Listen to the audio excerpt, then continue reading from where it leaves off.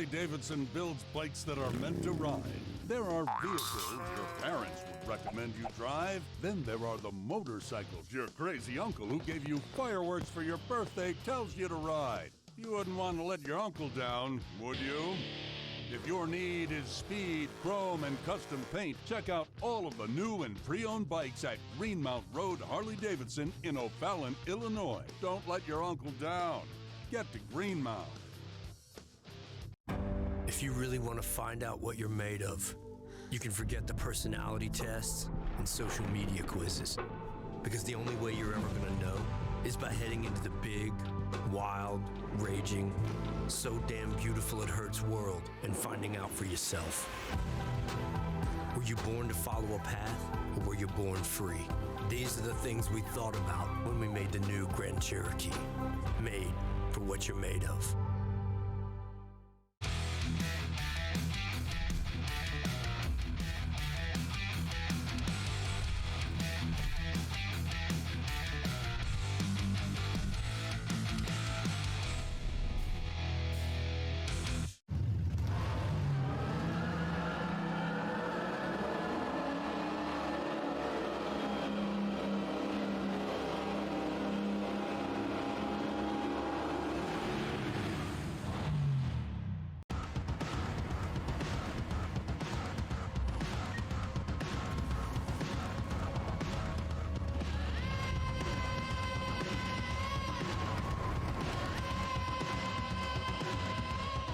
One American with a burning desire to save the world from high prices.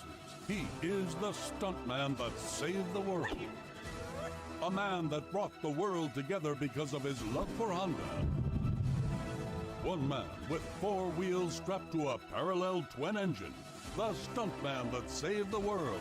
Get your favorite Honda motorcycles, ATVs, and side-by-sides today at Holzhauer Pro Motorsports in Nashville, Illinois.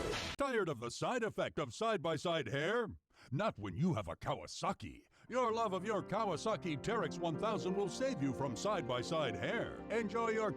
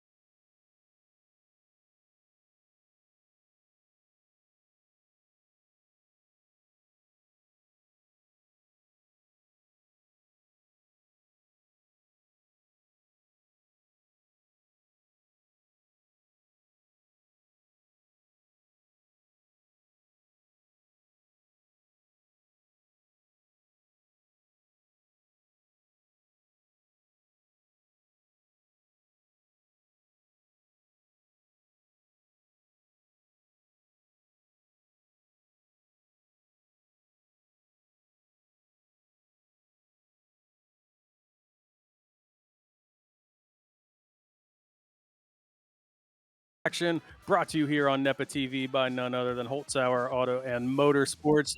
This is Brutus. I am joined by none other than the Cool Whip. Cool Whip, say hello to the Heyo. viewers. What up, everybody? Yeah, bringing that energy tonight. I love it because we have got Yeah. 2 great matches in store for the viewers. It is a doubleheader tonight. First off is going to be the Frisco Dragons taking on the Junction City Juggernaut. Say that 10 times fast. That'll be followed up by another tongue twister, the Baton Rouge Constellations taking on the Daytona Tide. So 2 great matchups here tonight, Cool Whip. I'm super excited to have you join me here in the booth. Talk to me about what we're seeing in the arena for these 2 teams. 100%. Right now, looking at the Frisco Dragons, it looks like they do indeed have 4 PDR subs.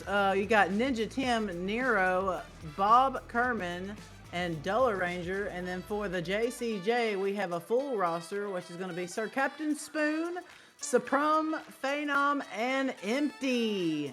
So it looks like this is going to be an interesting matchup, at least part of this. I believe that Looney is going to get in on some action as per viewing the chat today.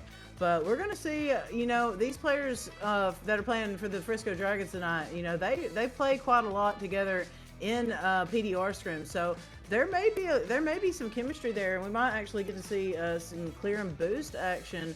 But, the JCJ is indeed quick on the draw with that double stack meta that they're working with. So I think this is going to be a really good game. Yeah, and it's going to be interesting. We do have a lot of subs on the one side, but like you said, they've got some experience together. We know this game means a lot to both of these teams as well. You have got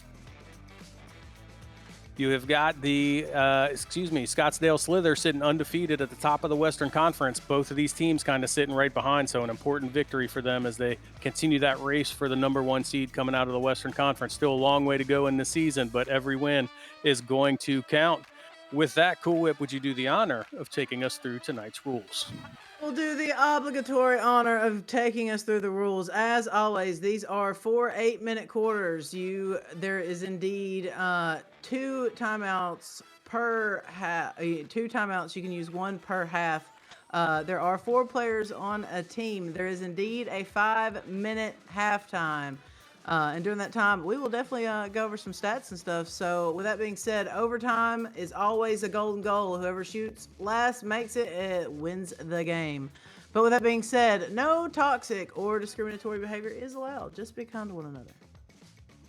That includes you, chat. Keep it real out there, Juice, I see you already, man. And there you go. You got your rules.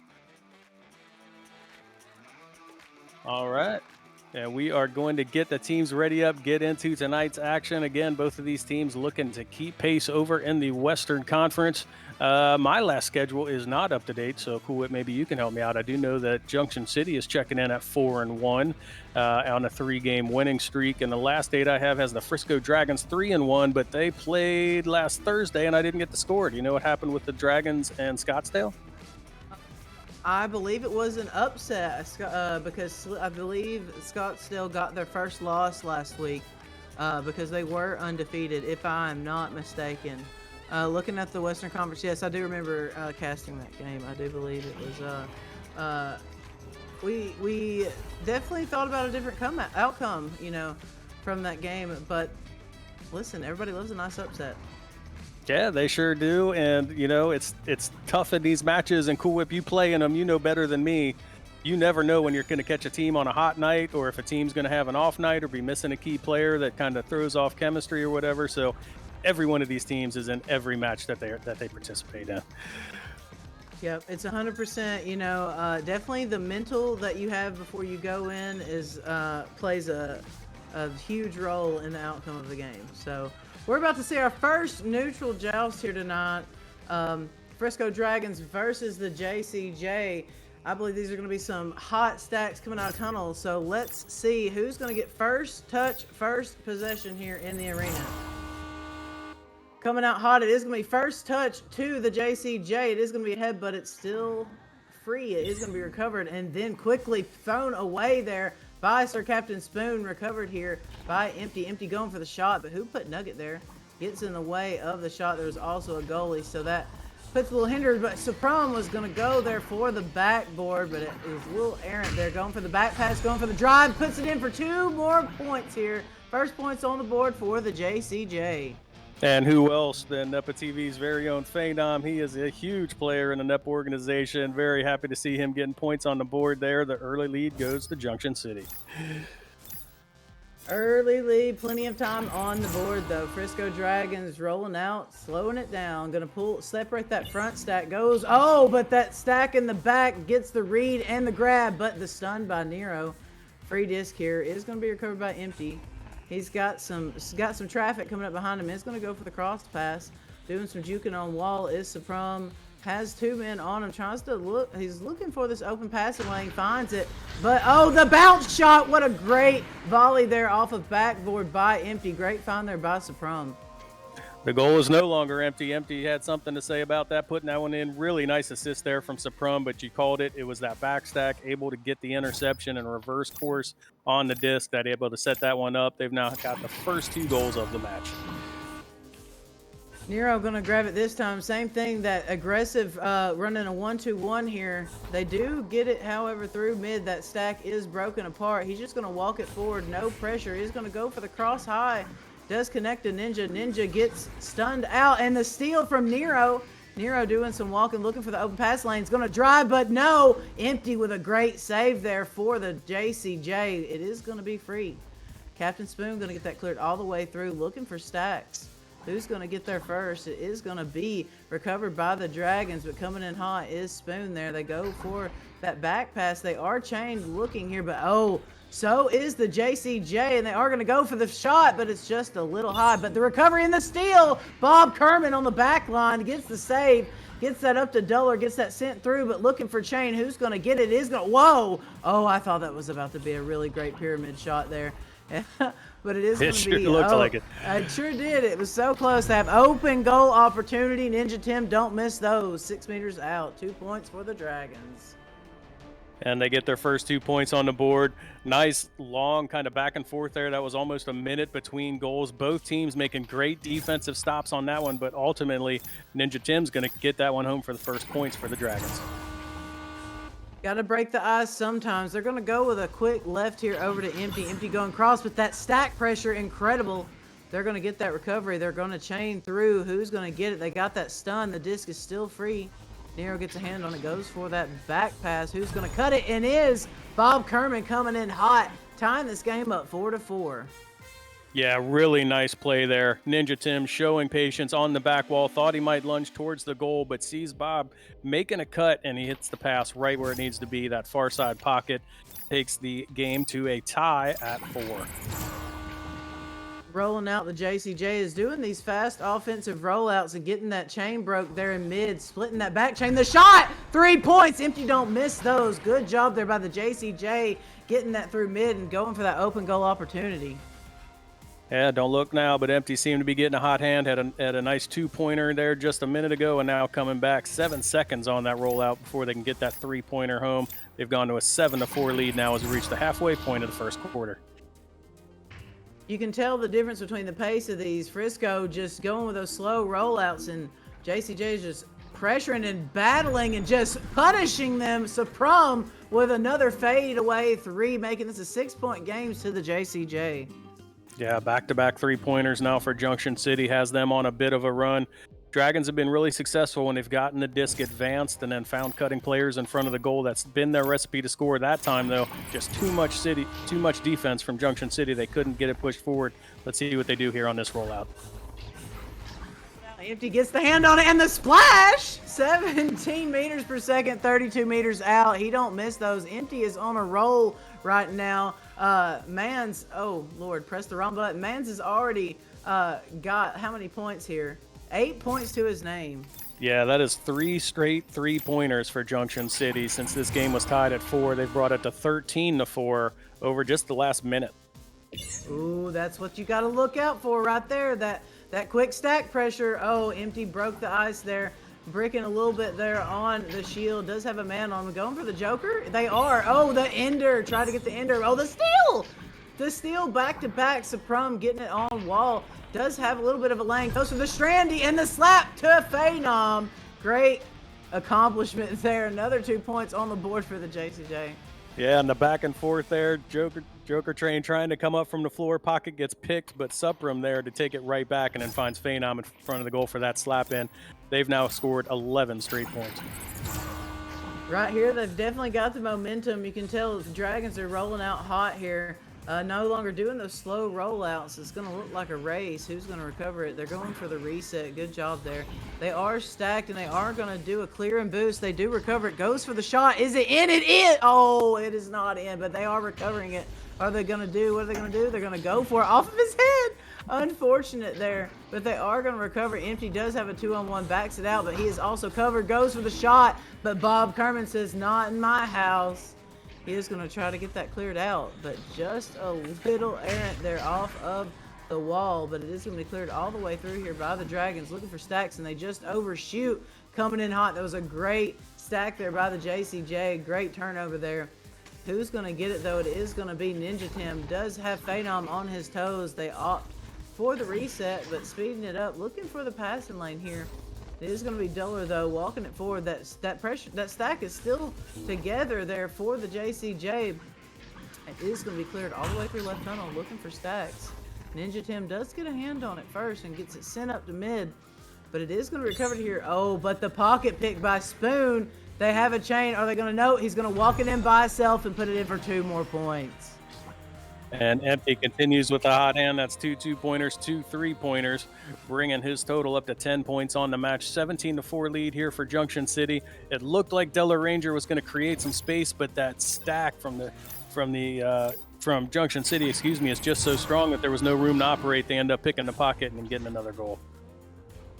Yeah, indeed. Look here, trying to connect those passes on those quick rollouts, but just turning it over here to the JCJ. They're going to get that cleared all the way through, and they are chaining. They do. What is he? Oh, tried to go for that anchor, but what a great save there by Nero. It is going to be recovered here by Empty, but gets his pocket picked again by Duller. Gets the recovery, goes for the cross. It is going to be a flat bounce. Who's going to get it? That was a great stun. It was just a glorified self-pass, I guess. It do be like that sometimes, doing some juking. Oh, what a shot! Holy, he just went for the shoulder shot. I haven't seen that shot in comp, at least not in AAA. What a shot by Empty. Wow. Look at that replay. What a nice shot there. That's definitely clipped and shipped. What a first round here by the JCJ. Just with a 16-point lead here going into the second quarter. We'll be right back after a quick word from our sponsors.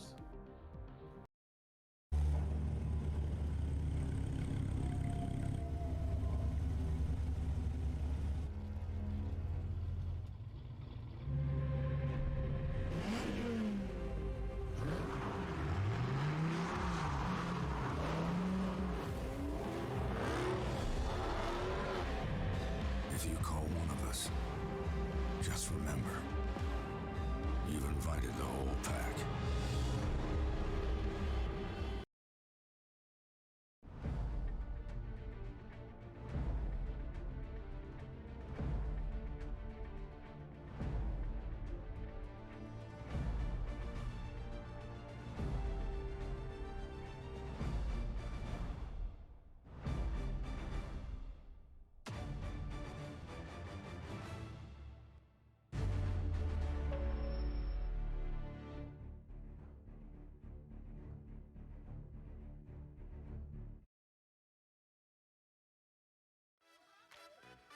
Welcome back, everybody, to some live AAA action. We're about to go in this second quarter here of this Frisco Dragons versus the JCJ. What did you see in that first round, Brutus?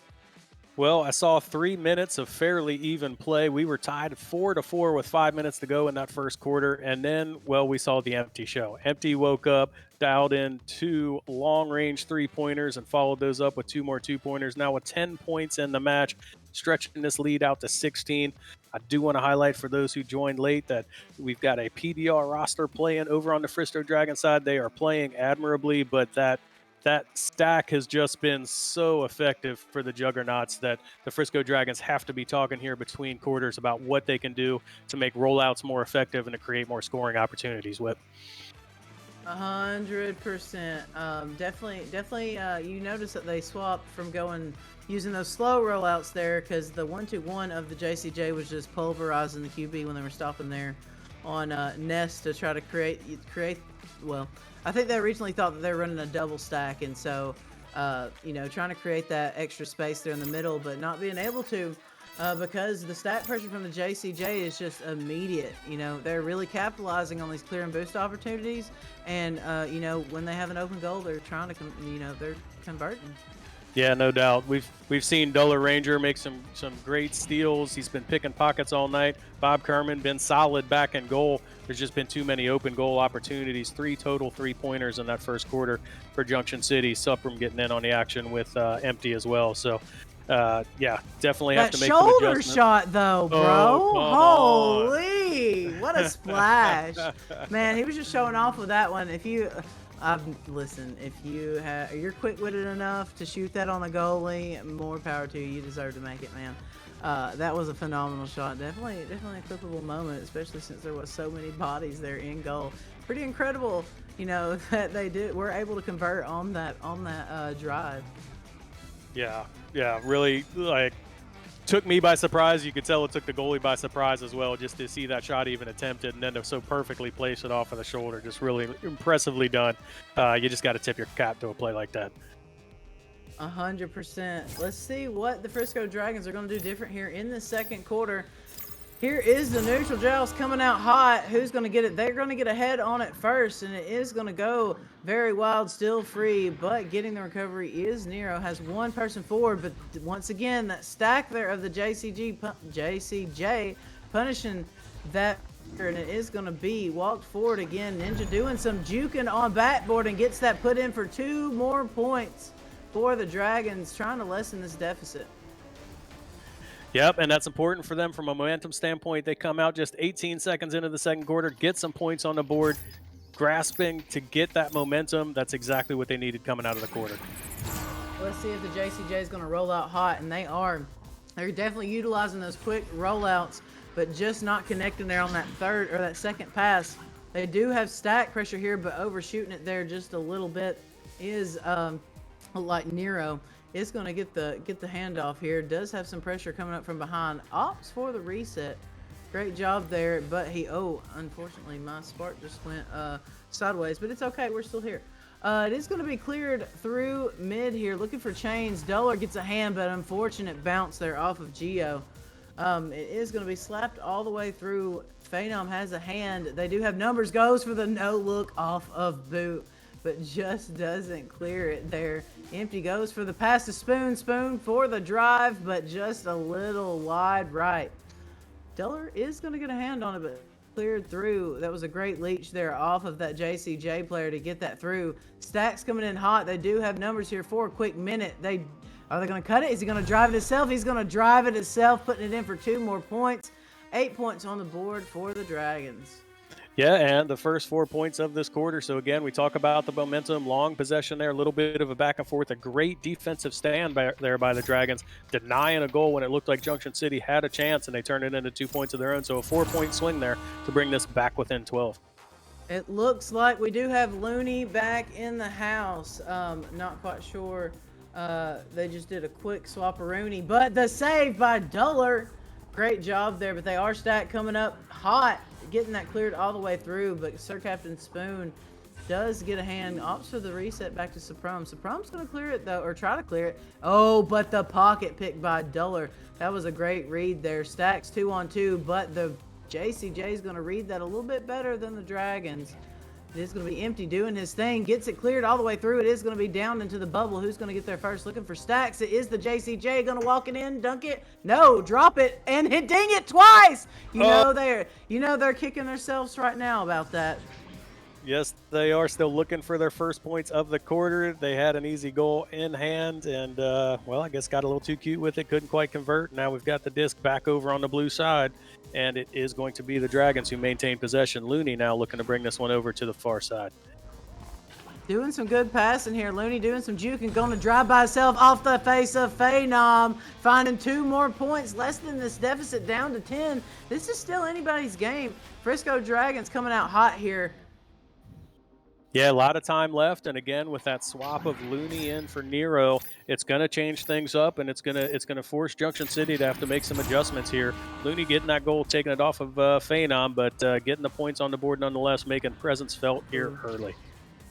Unfortunate miss. Oh, maybe it was calculated, but unfortunately it is going to be turnover. It is sent all the way through down into bubble, looking for another stack race here. Who's going to get there first? Overshooting it is everybody, but it is going to be Bob Kerman getting the leech and then the pass. Tried to connect there to Ninja Tim, but just couldn't get those sticky gloves on. But it is Looney on the back line. Tried to get that jump, but did get stunned out. Bob Kerman with the slap. That was almost a dime over there to Duller. But it is going to be empty with the gloves. Goes for the shot. Holy crap, the mail might have been, delivered because it is Wednesday. But it is going to be recovered here by Bob Kerman, the one and only. But on the back line is Faye getting the slap through. Looking for empty probably, but it is going to be recovered here by Ninja Tim. Doing some juking, but it is going to get that cleared all the way down into the bubble.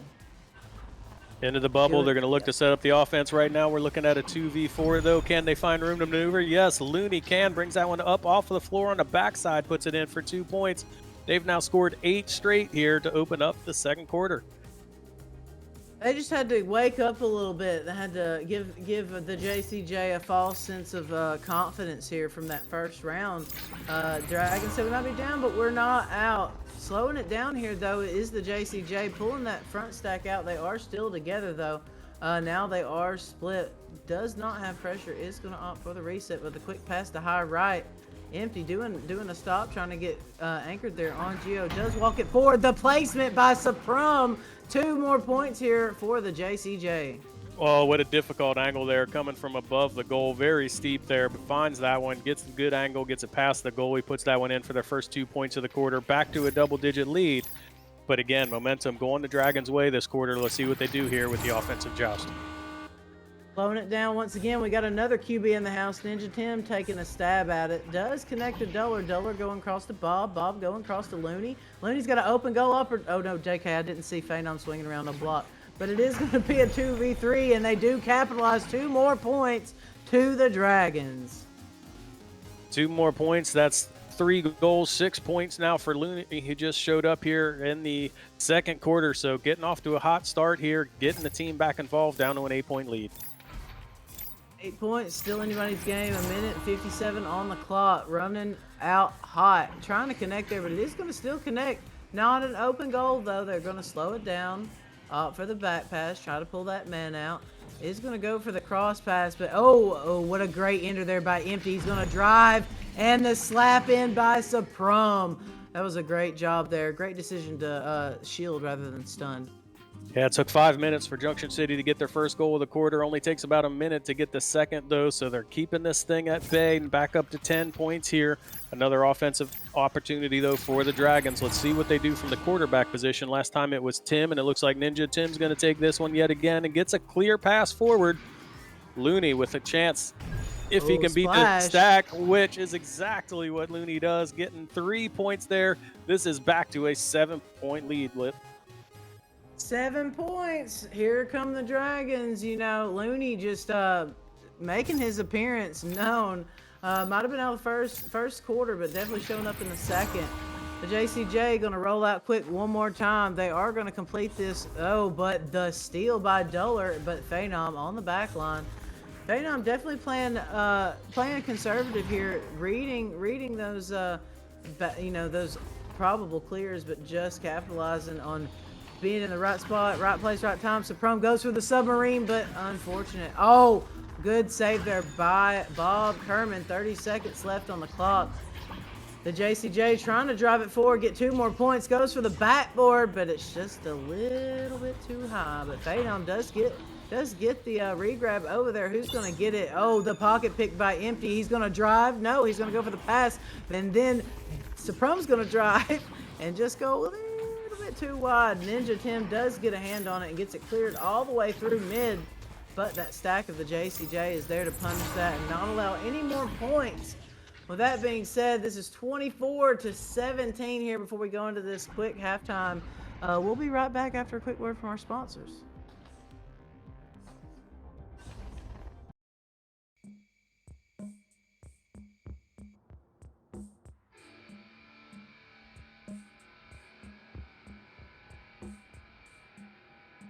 have to worry about predators like our ancestors did. No saber-toothed tigers stalking from the brush. No dire wolves circling the camp.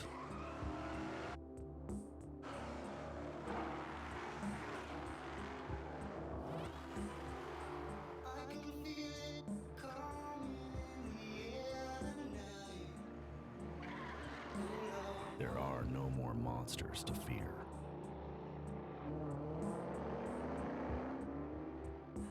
And so, we have to build our own.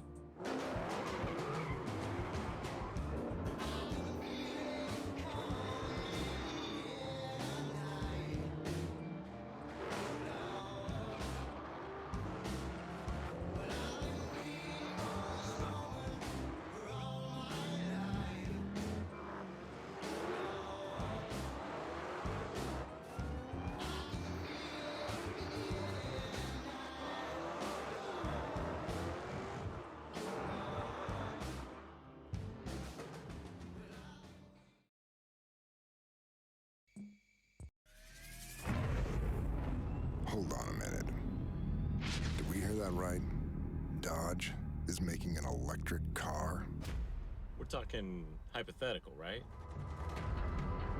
Surely you jest. Dodge? You mean the people who devised the legendary 426 Hemi and sunk it into a sublime missile? You mean the Dodge that created the Hellcat Red Eye and the most powerful muscle car in the world? Makers of the 840 horsepower wheel-standing Demon? Why on God's green earth would Dodge ever build an electric car? Anybody? Any thoughts out there? Hello?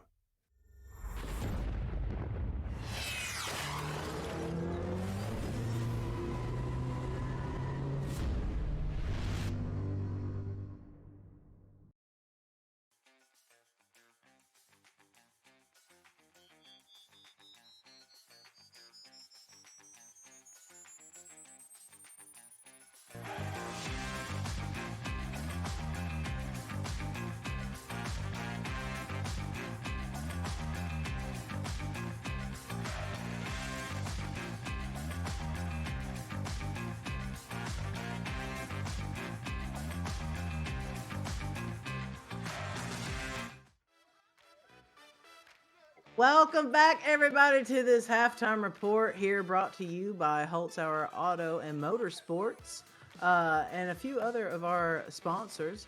Tell us about what we've seen here in this first half, Brutus. Yeah, let's take a look at the stats brought to you by Big St. Charles Motorsports. We have got a 24-17 score overall. Cool Whip, we really saw a tale of two quarters there. We saw Junction City jump out to a 20-4 lead, 16-point advantage in the first quarter. That midfield stack was just relentless and really had the Frisco Dragons back on their heels. And then going into the second quarter, Frisco Dragons score the first 8 points of the quarter before Junction City gets another one on the board. Frisco Dragons actually winning that second quarter, if it was scored that way, 13-7, right? So really a nice comeback there. We saw Looney come in for Nero. You know, that changed the chemistry a little bit. You know, they're happy to have Looney back in the stadium, and that really reflected in the way that they played. So again, just a tale of two quarters. That first quarter really defined by the Juggernauts and specifically Empty. Empty popped off in the first quarter for 10 points with 2 3-pointers to go along with 3 2-pointers, and really kind of set the tone there as the match got underway. And then again, as we saw in the second quarter, the Frisco Dragons, really a nice all-around team effort. Looney doing a lot of the scoring, but we've seen Bob Kerman making some great saves. We've seen Duller playing some great defense, picking pockets and stealing. But really, I think the biggest thing that they've done is settled down a little bit from the quarterback position and figured out better how to advance the disc past the Juggernaut stacks is really the biggest thing that I saw. How about you, Whip? 100%. You know, the double stack meta of the JCJ has just really been punishing the Dragons, especially even when they were running the 1-2-1. Definitely punishing whenever the Dragons was on offense. As you can tell, the Dragons swapped up their rollouts. They were often for the more quick rollouts because they know that they're sending that one man forward there on those offensive jousts. So I'm excited to see what these two are going to do when we get back into this action. We do have a little bit more time here. Looking here, you can tell that the JCJ is definitely taking their time, holding the disc and walking it forward. Dragons really haven't had that much of an opportunity to do that due to the stack pressure of the JCJ. They're definitely coming in hot and heavy, getting it and backing it out, and then taking that chance to pull out a man, find that open passing lane, and then, just converge on bubble and convert. Yeah, so now we get to see the chess match continue. The Frisco Dragons making great adjustments going into the second quarter, changing the style of rollout, bringing Looney in and changing their style of offense.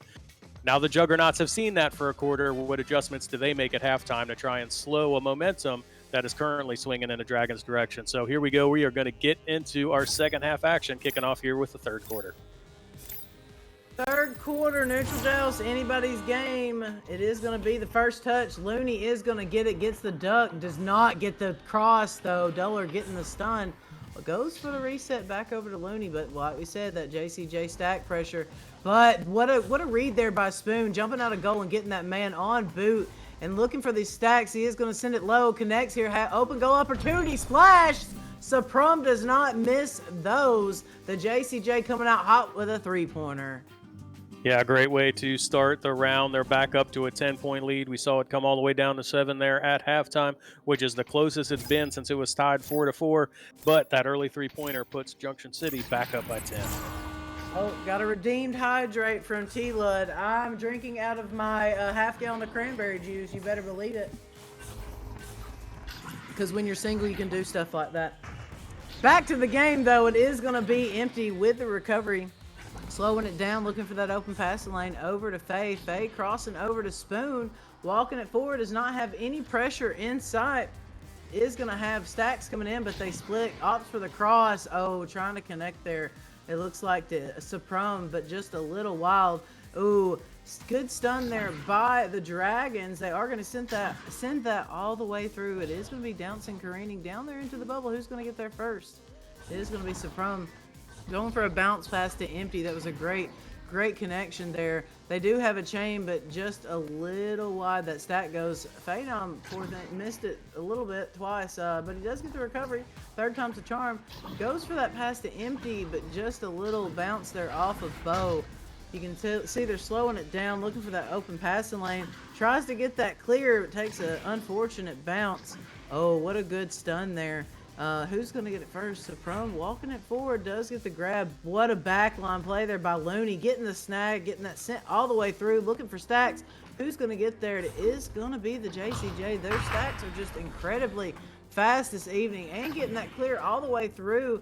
You can see, oh, just punishing that. You could tell it looks like Bob Kerman was on his way back to goal and just happened to turn around and try to stop stick, but ultimately just coming up a little short there. Yeah, a little bit short. And now after we saw 13 points out of the Frisco Dragons in the second quarter, we're 2.5 minutes into this one. They've yet to get on the board, so they've got to find that offensive groove that was working for them early. 90 seconds on that goal before Junction City sent it home. So Frisco Dragons, again, when they were scoring, they were playing with that quick rollout and getting quickly into their offensive. A turnover here, which is going to set up a bank shot. It turns into a bank pass just the way Duller meant it. Looney sends that one home for 2 points. They've brought it back to within 11. It would have been a great time to capitalize on an open three-point opportunity, but Looney was coming in for the cut, ultimately getting that recovery and putting that in for a good 2 points, slapping it in rather. Let's see what the JCJ is going to roll it out fast, hot left. They've ran the same rollout a few times. That stack pressure that stack of the Dragons is not being aggressive. They're going to give him space. Does have this chain now. Oh, what an unfortunate bounce. They're trying to connect on that backboard shot. What a clear here. It is going to be recovered here, but the steal, that stack of the JCJ is just incredibly fast. Duller gets the recovery. Sends it cross to Ninja. Ninja going back, cross over to Looney. Looney going to drive it. Oh, the save by Phenom. What a read. What a save by the JCJ. This is some great defensive play we're seeing here by Junction City. I have to slow that one down. Phenom has been so stingy in the bubble. It's really when they bring numbers that the Dragons have found success, but when they're trying to set up that bubble offense, Phenom has been playing great. This time we're going to see an offensive set out of Junction City, turned away. Now a little bit of a scrum over on the far side. Mid. Oh, and that long three-pointer is going to ding off, but Sir Captain Spoon's in the right place to pick the bank off of the frame and put that one in for another 2 points. So Frisco Dragons now down 13. 13 points, third quarter, 3 minutes, 38 seconds left. There's still plenty of time here. It's still anybody's game. Dragons are just going to have to figure out how to get this, beat this fast stack pressure here of the JCJ. Duller trying to just, pull them out. Goes for the shot. Oh, off the ding ring. Unfortunate there. It could be a tale of 2 weeks. Last week, I think we had the most dings ever in a AAA match. It indeed did feel like it. Still have a free disc. Somebody's doing work in the back with the stacks. It looks like we do. He's just going to slow it down. He knows that they're going to have to push him. Does find that open passing lane, but does not connect. They were stacked there. They are going to try to get this recovery. Goes for the backboard, but just a little wide. It is going to be recovered, though, by Suprum. Suprum connected with empty, but Stolt by Looney. Looney getting stunned out there. Oh, Captain Spoon. What a great reach there. Gets the grab and the push off. Empty and Phenom are stacked. Faye has the open lane. It's in. Oh, it's not in. Unfortunate there. That would have been a great read. It was. It definitely looked like it was OP to be made. Ninja Tim is going to get that cleared all the way through, though. But once again, the JCJ stacks are always seem to be within the vicinity. Here goes another cleared. Spoon's going to drive, but the read by Duller. What a great, the Dragons are putting on an amazing defensive strike here, making the JCJ really work for the points that they're getting. They are trying to get this cleared out here, but what a steal. What a great steal there. It was almost a really good read by the Dragons, but it is going to be cleared all the way down to the bubble, looking for stacks. Who's going to get it? It is going to be Bob Kerman. Bob Kerman going over to Duller Ranger. I love these names. They're so great to cast with. It is going to be cleared all the way back down to the Blues bubble, but the chain of JCJ is there to recover it. It looks like Captain Spoon and Suprum were stacked there. Unfortunate bounce. It is going to be recovered by Duller. Duller. Oh, the read by Empty. Empty is putting in some work today, Brutus. Both of these teams just playing great defense right now. If it's not a stop at one end, it's an interception or a turnover at the other, and just a great back and forth, very long possession here. Looking to get another goal is Junction City as they're setting up that offense, but again, the midfield stack continuing to apply pressure. Ultimately, Suprum, though, is going to find enough room there to get a shot off, getting another 2 points on the board for Junction City, 34-19 here as we enter the final minute of the third quarter. Yeah, that was a really strategical placement there by Suprum. The goalie was indeed upside down, so he went for the foot shot and did get another 2 points here for the JCJ. Ninja Tim QBing is going to go over to Bob Kerman, but picked again by Empty. The long shot, he does not miss those. What another conversion here by the JCJ. Yeah, and once again, it's that midfield turnover. It's that aggressive defense. Empty picks the pocket and then sends that one home from 31 meters, dead center on the empty net, and gets another 3 points on the board. They definitely have momentum here, definitely have a lead, definitely going to be an interesting fourth quarter to see how the Frisco Dragons are going to answer to this point deficit. Looney juking around on Geo, goes to the cross to Ninja. Ninja does not have much time. He's going to go for the backboard, but the save there by Suprum. So at the end of this third quarter, it is 37-19 in the JCJ's favor. We are going to go to another quick word from our sponsors, and we'll be right back. One American with a burning desire to save the world from high prices. He is the stuntman that saved the world. A man that brought the world together because of his love for Honda. One man with 4 wheels strapped to a parallel twin engine. The stuntman that saved the world. Get your favorite Honda motorcycles, ATVs, and side-by-sides today at Holzhauer Pro Motorsports in Nashville, Illinois. See, I told you there'd be a quick commercial break. We're already back and about to go into this fourth quarter of this Frisco Dragons versus the JCJ. Tell us, Brutus, what are you seeing here? This has definitely been an interesting 3 quarters we've had. Yeah, it certainly has. It was a first quarter dominated by Junction City. It was a second quarter dominated by the Frisco Dragons. Chess match continues. Halftime adjustments led to a swing back in Junction City's direction. So they've really popped off there in the third quarter. They've reached an 18-point lead, but let us not forget, we ended the first quarter with a 16-point lead, and the Frisco Dragons were able to fight their way back to single digits by halftime. So still 8 minutes to play, still either team's match. Definitely strategically things on Junction City's side. They can play a possession game. They can run clock. Frisco Dragons are going to have to get back to that quick style they were using in the second quarter that was so effective. Indeed. Looney getting the grab again. Does get another swing off of the teammate, but the stack pressure here. Suprum and Empty trying to make a way there, but Looney does get the grab, crosses over, goes to the shot, and splash. Ninja Tim putting him on the board here, breaking the momentum. 14 seconds, that's all it took. Exactly the start to the quarter that the Frisco Dragons wanted to see. Really nice shot placement there. Ninja Tim putting that one in for 9 meters out. Again, first 3 points of the quarter, and still plenty of time to play. They've brought it back to within 15. Within 15, still a large Mountain 2 climb. Suprum going cross. They do have a one-on-one coming in hot, though, is that stack. What a great dunk. Holy man, what a great dunk there by Empty. Then the steezy dunk. You love to see it. You love to see it. Everybody loves to see it, but the Frisco Dragons, they do not want to give up too many more points because that mountain you're talking about is not getting any lower when Empty's putting in goals like that. They do have a joust advantage here, though. Let's see if they go with that quick rollout that worked in the second quarter. Great relay here by the Dragons. He does get, unfortunate. He was trying to do some, make it a little too cute, as you said earlier. Just got, unfortunately, knocked out of his hand by Gio, but it is going to be Spoon trying to connect there with Suprum. Goes for the no-look over the head shot, Suprum. What another 2 points here for the JCJ.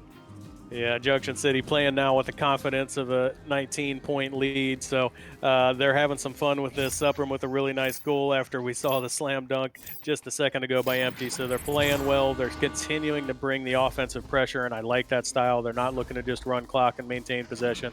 They're just doing what's been working for them all night, and it continues here in the fourth. I think they're finally figuring it out that they're having to run those quick relays coming out on their offensive joust. Definitely getting through mid here the past few rounds. What a shot there by Ninja Tim, just straight up driving. 2 more points here for the Dragons. That's right, and both of these teams continuing to bring it. Ninja Tim finding 2 goals now here in the fourth quarter, trying to keep the Frisco Dragons in this one. But now the offensive joust back over to Junction City, and let's see what they do if they continue to play with that aggressive style and look for those goals. Lucifer rule, first to 40. You know what that usually means? That means that they, splash. Holy, what a calculated stun there by Spoon. And the goalie just not, unfortunately, being able to headbutt that one out. 11 meters out, 17 meters per second. It's hard to stop. Yeah, I can identify with that. I often take, unfortunately, time to naps when I'm playing goalie as well. But nice team play there by Junction City, setting that one up. It looked like it was going to be a contested goal, and then the timing on that stun was just perfect. Another great relay here, going for the drive. That was exactly what they need to be doing. Those quick relays, quick passes, just connecting and, getting that front stack discombobulated. Discombobulation is key. Somebody tell the Dragons to take a timeout and discuss discombobulation at length. They do like that sometimes. Faye slowing it down. Now they're going to play the possession game probably. Faye is going to walk it forward. No pressure, but that stack does decide to push. But they do complete the pass over to Empty. Empty going to go back to Faye. Trying to break the stack up, and they keep breaking apart. Oh, and great ender stun there. 2 out. Got a 2-on-2. Goes for the stun was Sir Captain Spoon, but great ender there. Or a great shield, rather, by Bob Kerman. Getting that sent all the way through. looking for stacks. Who's going to get there first? It is going to be Spoon with the slap, but not the recovery, or they are going to get the recovery. Empty with the nice Dusty there. Grabs a disc, gets that sent all the way through. Trying to connect there and does with Spoon. Spoon has Faye. Faye does not have a direct line to drive, but Spoon's going to go harass the goalie, and Empty is going to drive, getting the 8-meter three, adding to the tally of the points of the JCJ.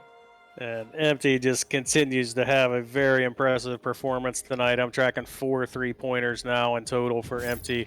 Yeah, just been a really, really impressive performance, and a big reason why Junction City's now up by 21 points. 100%. Here they are changing up this rollout, trying to opt for the headbutt. It might work out in their favor if the JCJ can figure out who's going to grab the disc.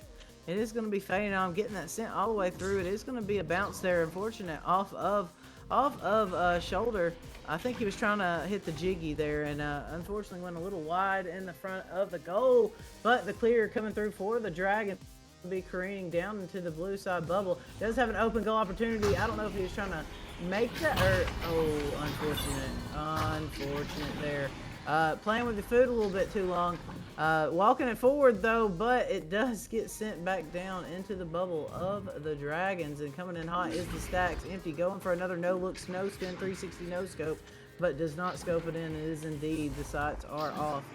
But they're going to do some passing. Oh, they're going to convert, open goal, doing some juking, Trogan for the dunk and the miss and the shot and the save. That's why you just grab it and dunk it in when you get a little too cute.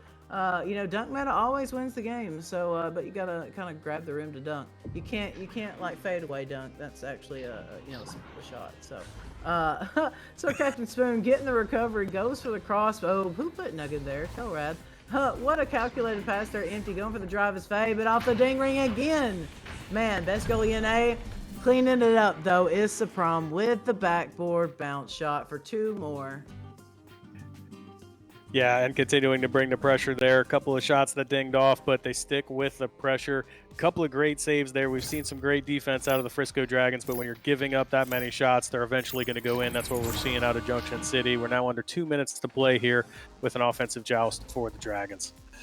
That was a great juke there by Looney, getting around that defender on doubles there. Sir Captain Spoon, though, getting a hand on it first, is going to make that completion to Sapram. Sapram just trying to get that back down into bubble. But Looney is going to get that recovery. Not cleared, though. What a great stack pressure there by the JCJ. They have 3 men out. They have the numbers. What a shot! The no-look slap from Sapram off of shoulder. What? They're just showing out and showing off now.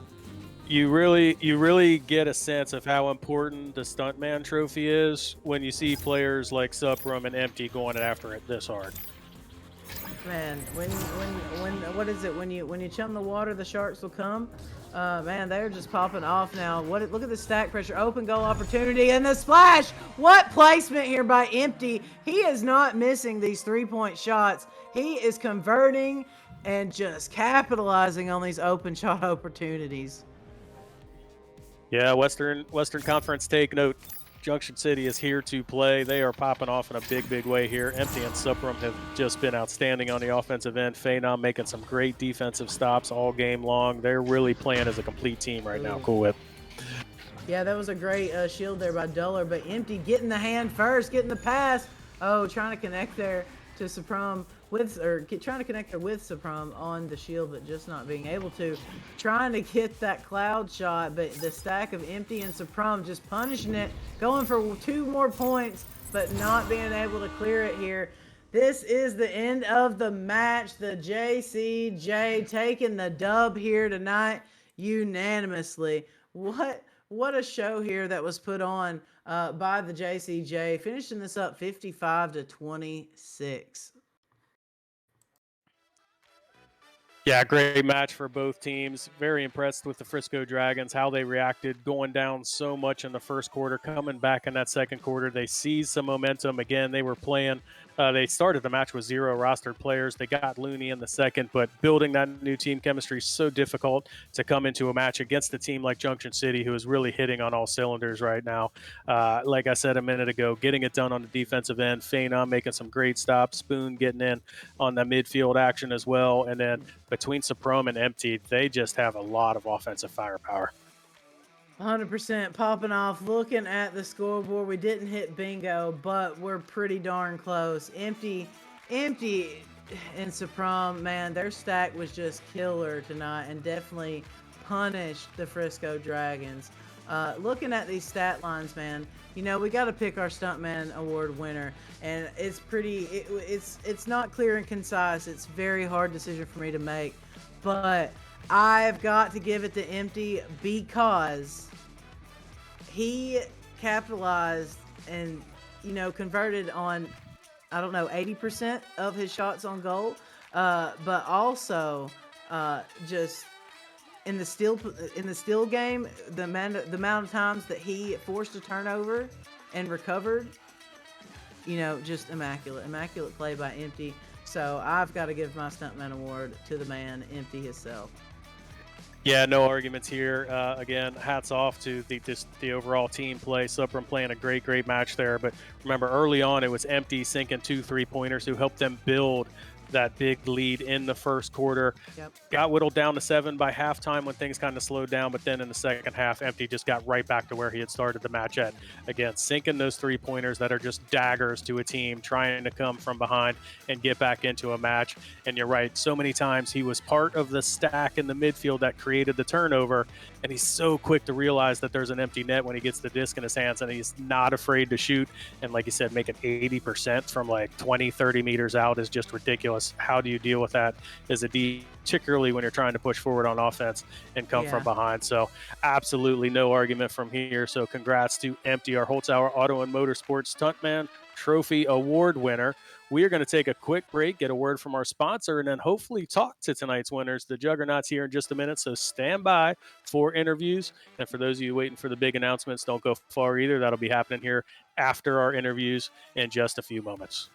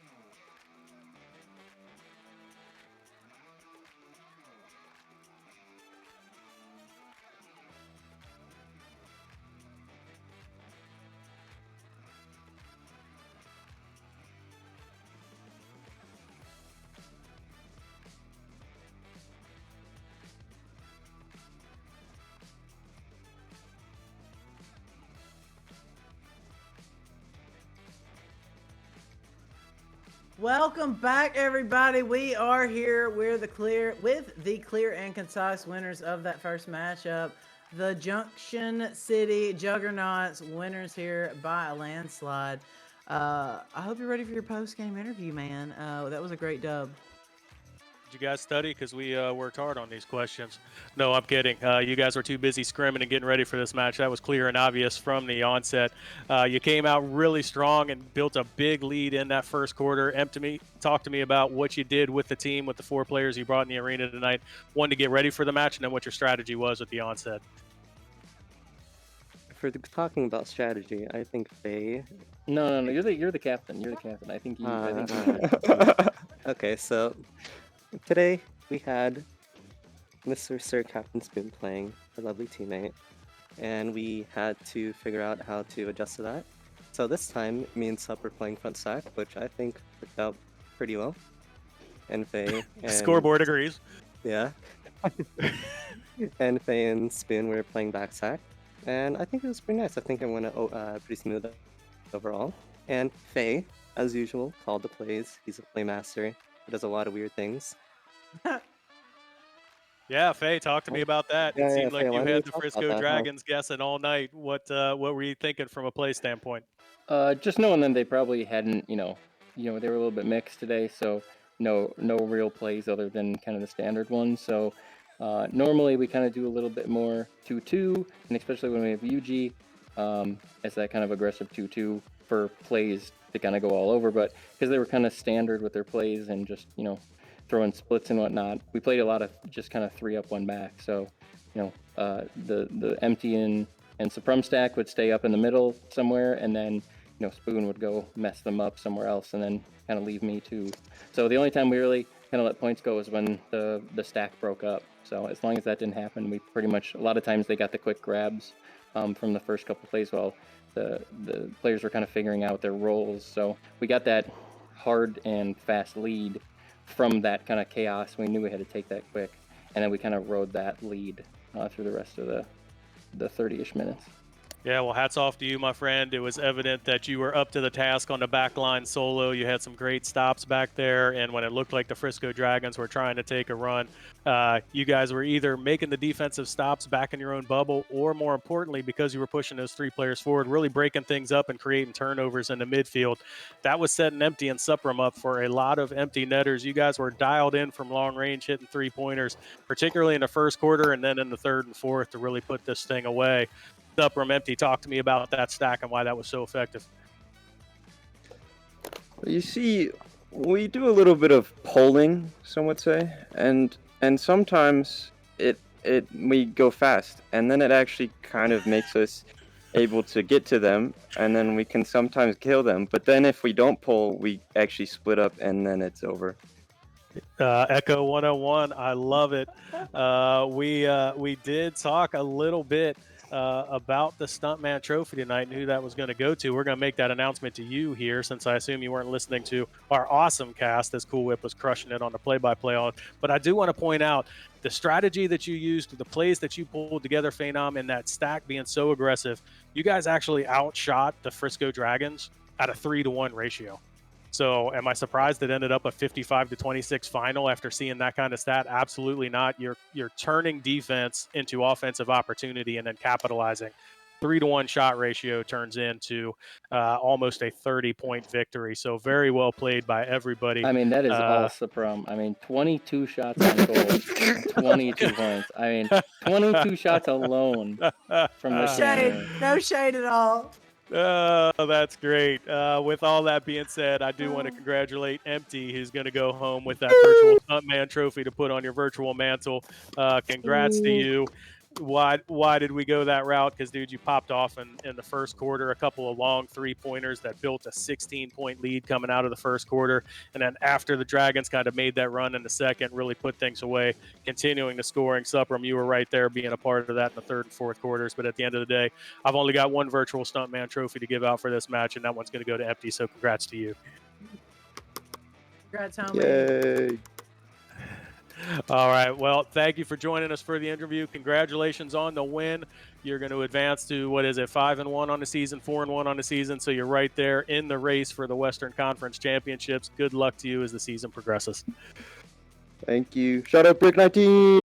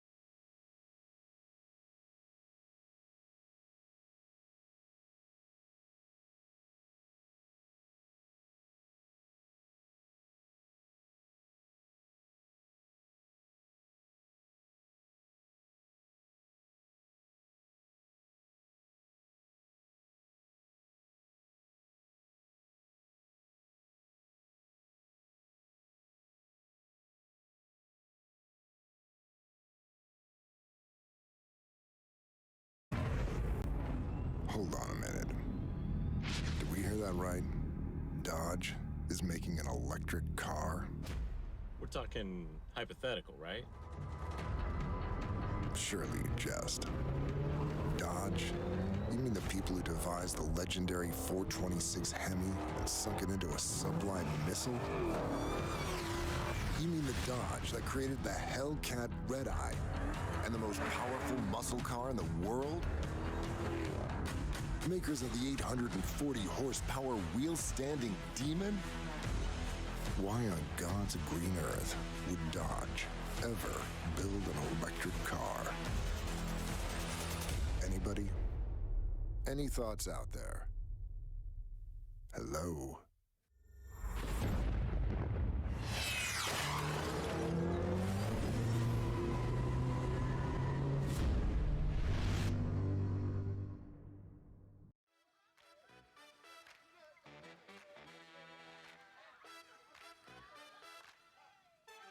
Hello and welcome back. I am Brutus. Sitting next to me is Nails.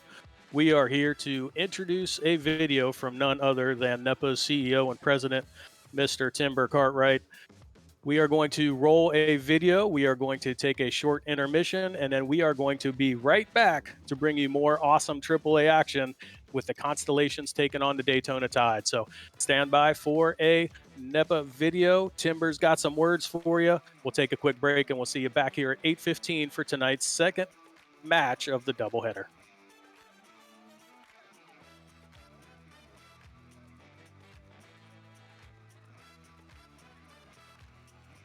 Good evening.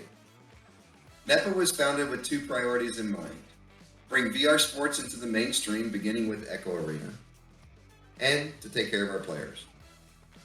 We believe that providing players with fair compensation and a supportive community is foundational for the success of NEPA. We also value inclusivity and strive to create a community where everyone can play without fear of ridicule or intimidation. As an organization, we invested in the game and the community with the belief that Echo Arena had the potential to break into the traditional sports world and draw in a bigger and brand new audience.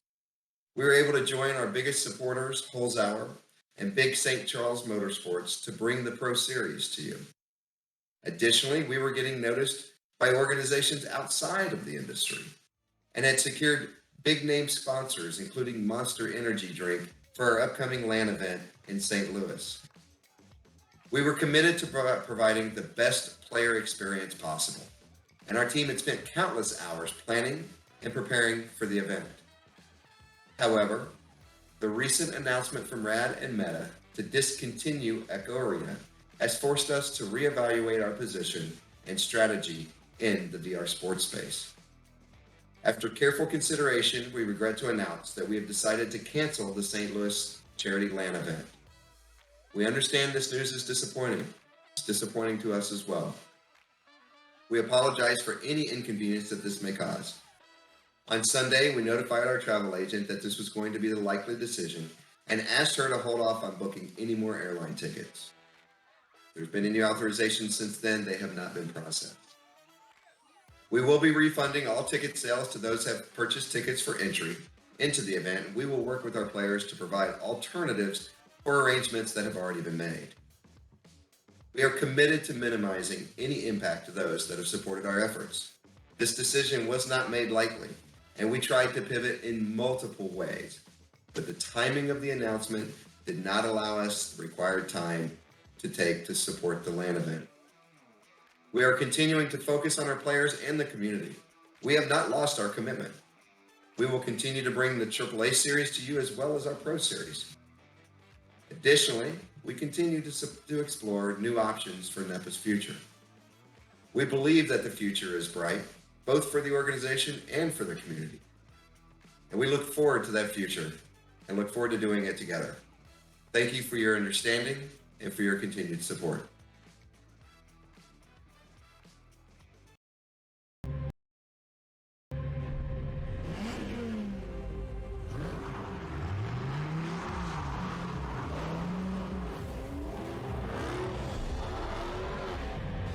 If you call one of us, just remember, you've invited the whole pack.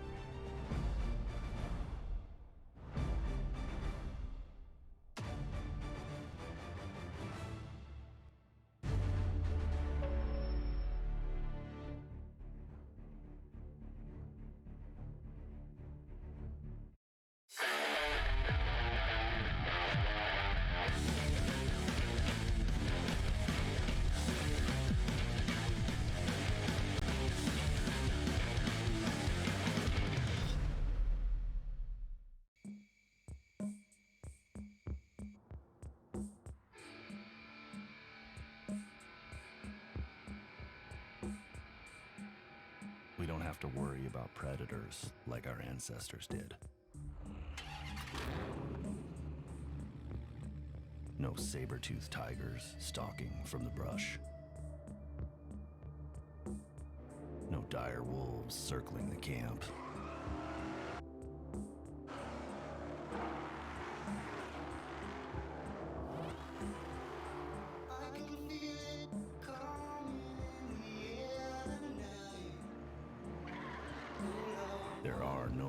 monsters to fear.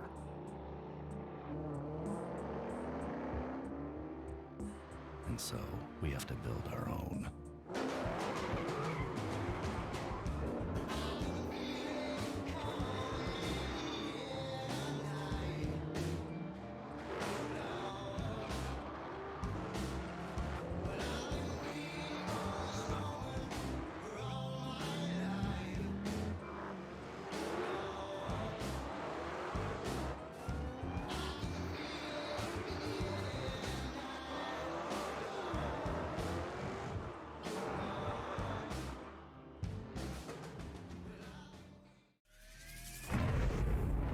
Hold on a minute.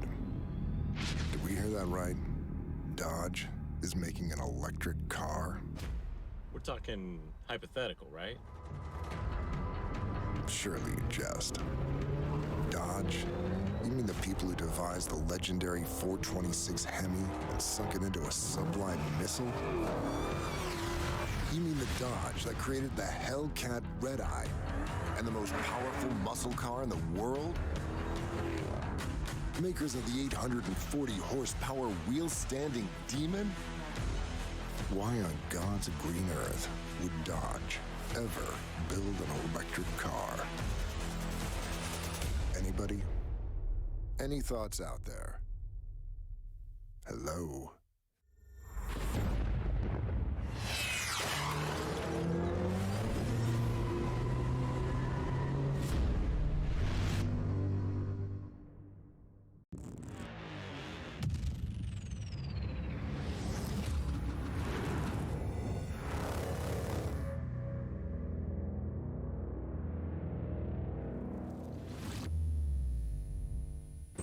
Harley-Davidson builds bikes that are meant to ride. There are vehicles your parents would recommend you drive. Then there are the motorcycles your crazy uncle who gave you fireworks for your birthday tells you to ride. You wouldn't want to let your uncle down, would you? If your need is speed, chrome, and custom paint, check out all of the new and pre-owned bikes at Greenmount Road Harley-Davidson in O'Fallon, Illinois. Don't let your uncle down. Get to Greenmount. If you really want to find out what you're made of, you can forget the personality tests and social media quizzes.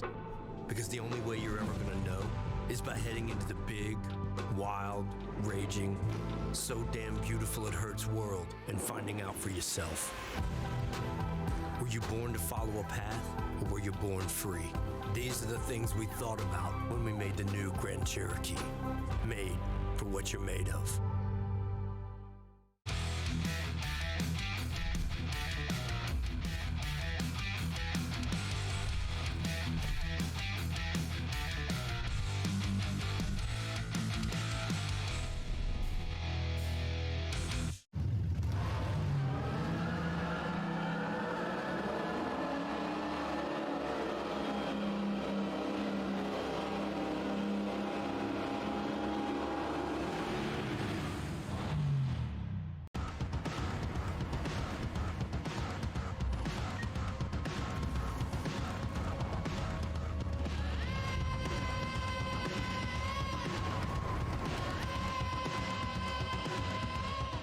One American with a burning desire to save the world from high prices.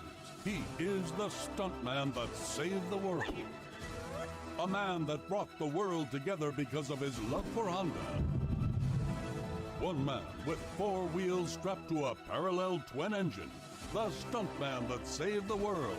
Get your favorite Honda motorcycles, ATVs, and side-by-sides today at Holzhauer Pro Motorsports in Nashville, Illinois. Tired of the side effect of side-by-side hair? Not when you have a Kawasaki. Your love of your Kawasaki Teryx 1000 will save you from side-by-side hair. Enjoy your Kawasaki on all types of terrain and magically eliminate the chance of messy, unwanted side-by-side hair. Go green this summer with Kawasaki. Get your favorite Kawasaki motorcycles, ATVs, and side-by-sides today at Holzhauer Pro Motorsports in Nashville, Illinois. Yeah! Side-by-side hair, just don't care. One American with a burning desire to save the world from high prices. He is the stuntman that saved the world. He is looking to destroy high prices. A A man that brought the world together because of his love for Kawasaki. One man strapped to a 2021 Terex KRX 1000. The stuntman that saved the world. Get your favorite Kawasaki motorcycles, ATVs, and side-by-sides today at Holzhauer Pro Motorsports in Nashville, Illinois. Access the largest motorsports inventory in America. We're authorized dealers for Can-Am, Honda, Kawasaki, Yamaha, Sea-Doo, and more. Get the best deals these brands have to offer. Browse through our inventory to find exactly what you're looking for.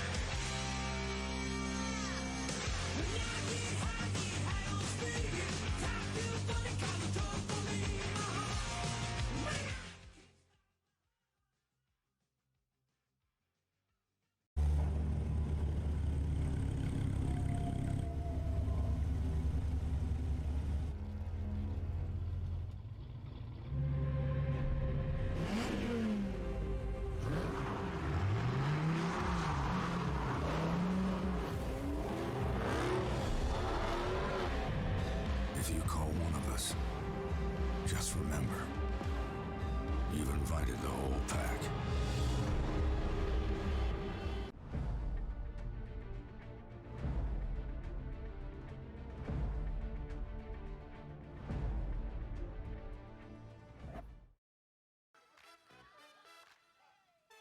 Hello and welcome back to NEPA TV's continued coverage of Wednesday night AAA action. I am Brutus. I'm joined now by Nails. Nails, say hello to the fans. Hi. How's dinner?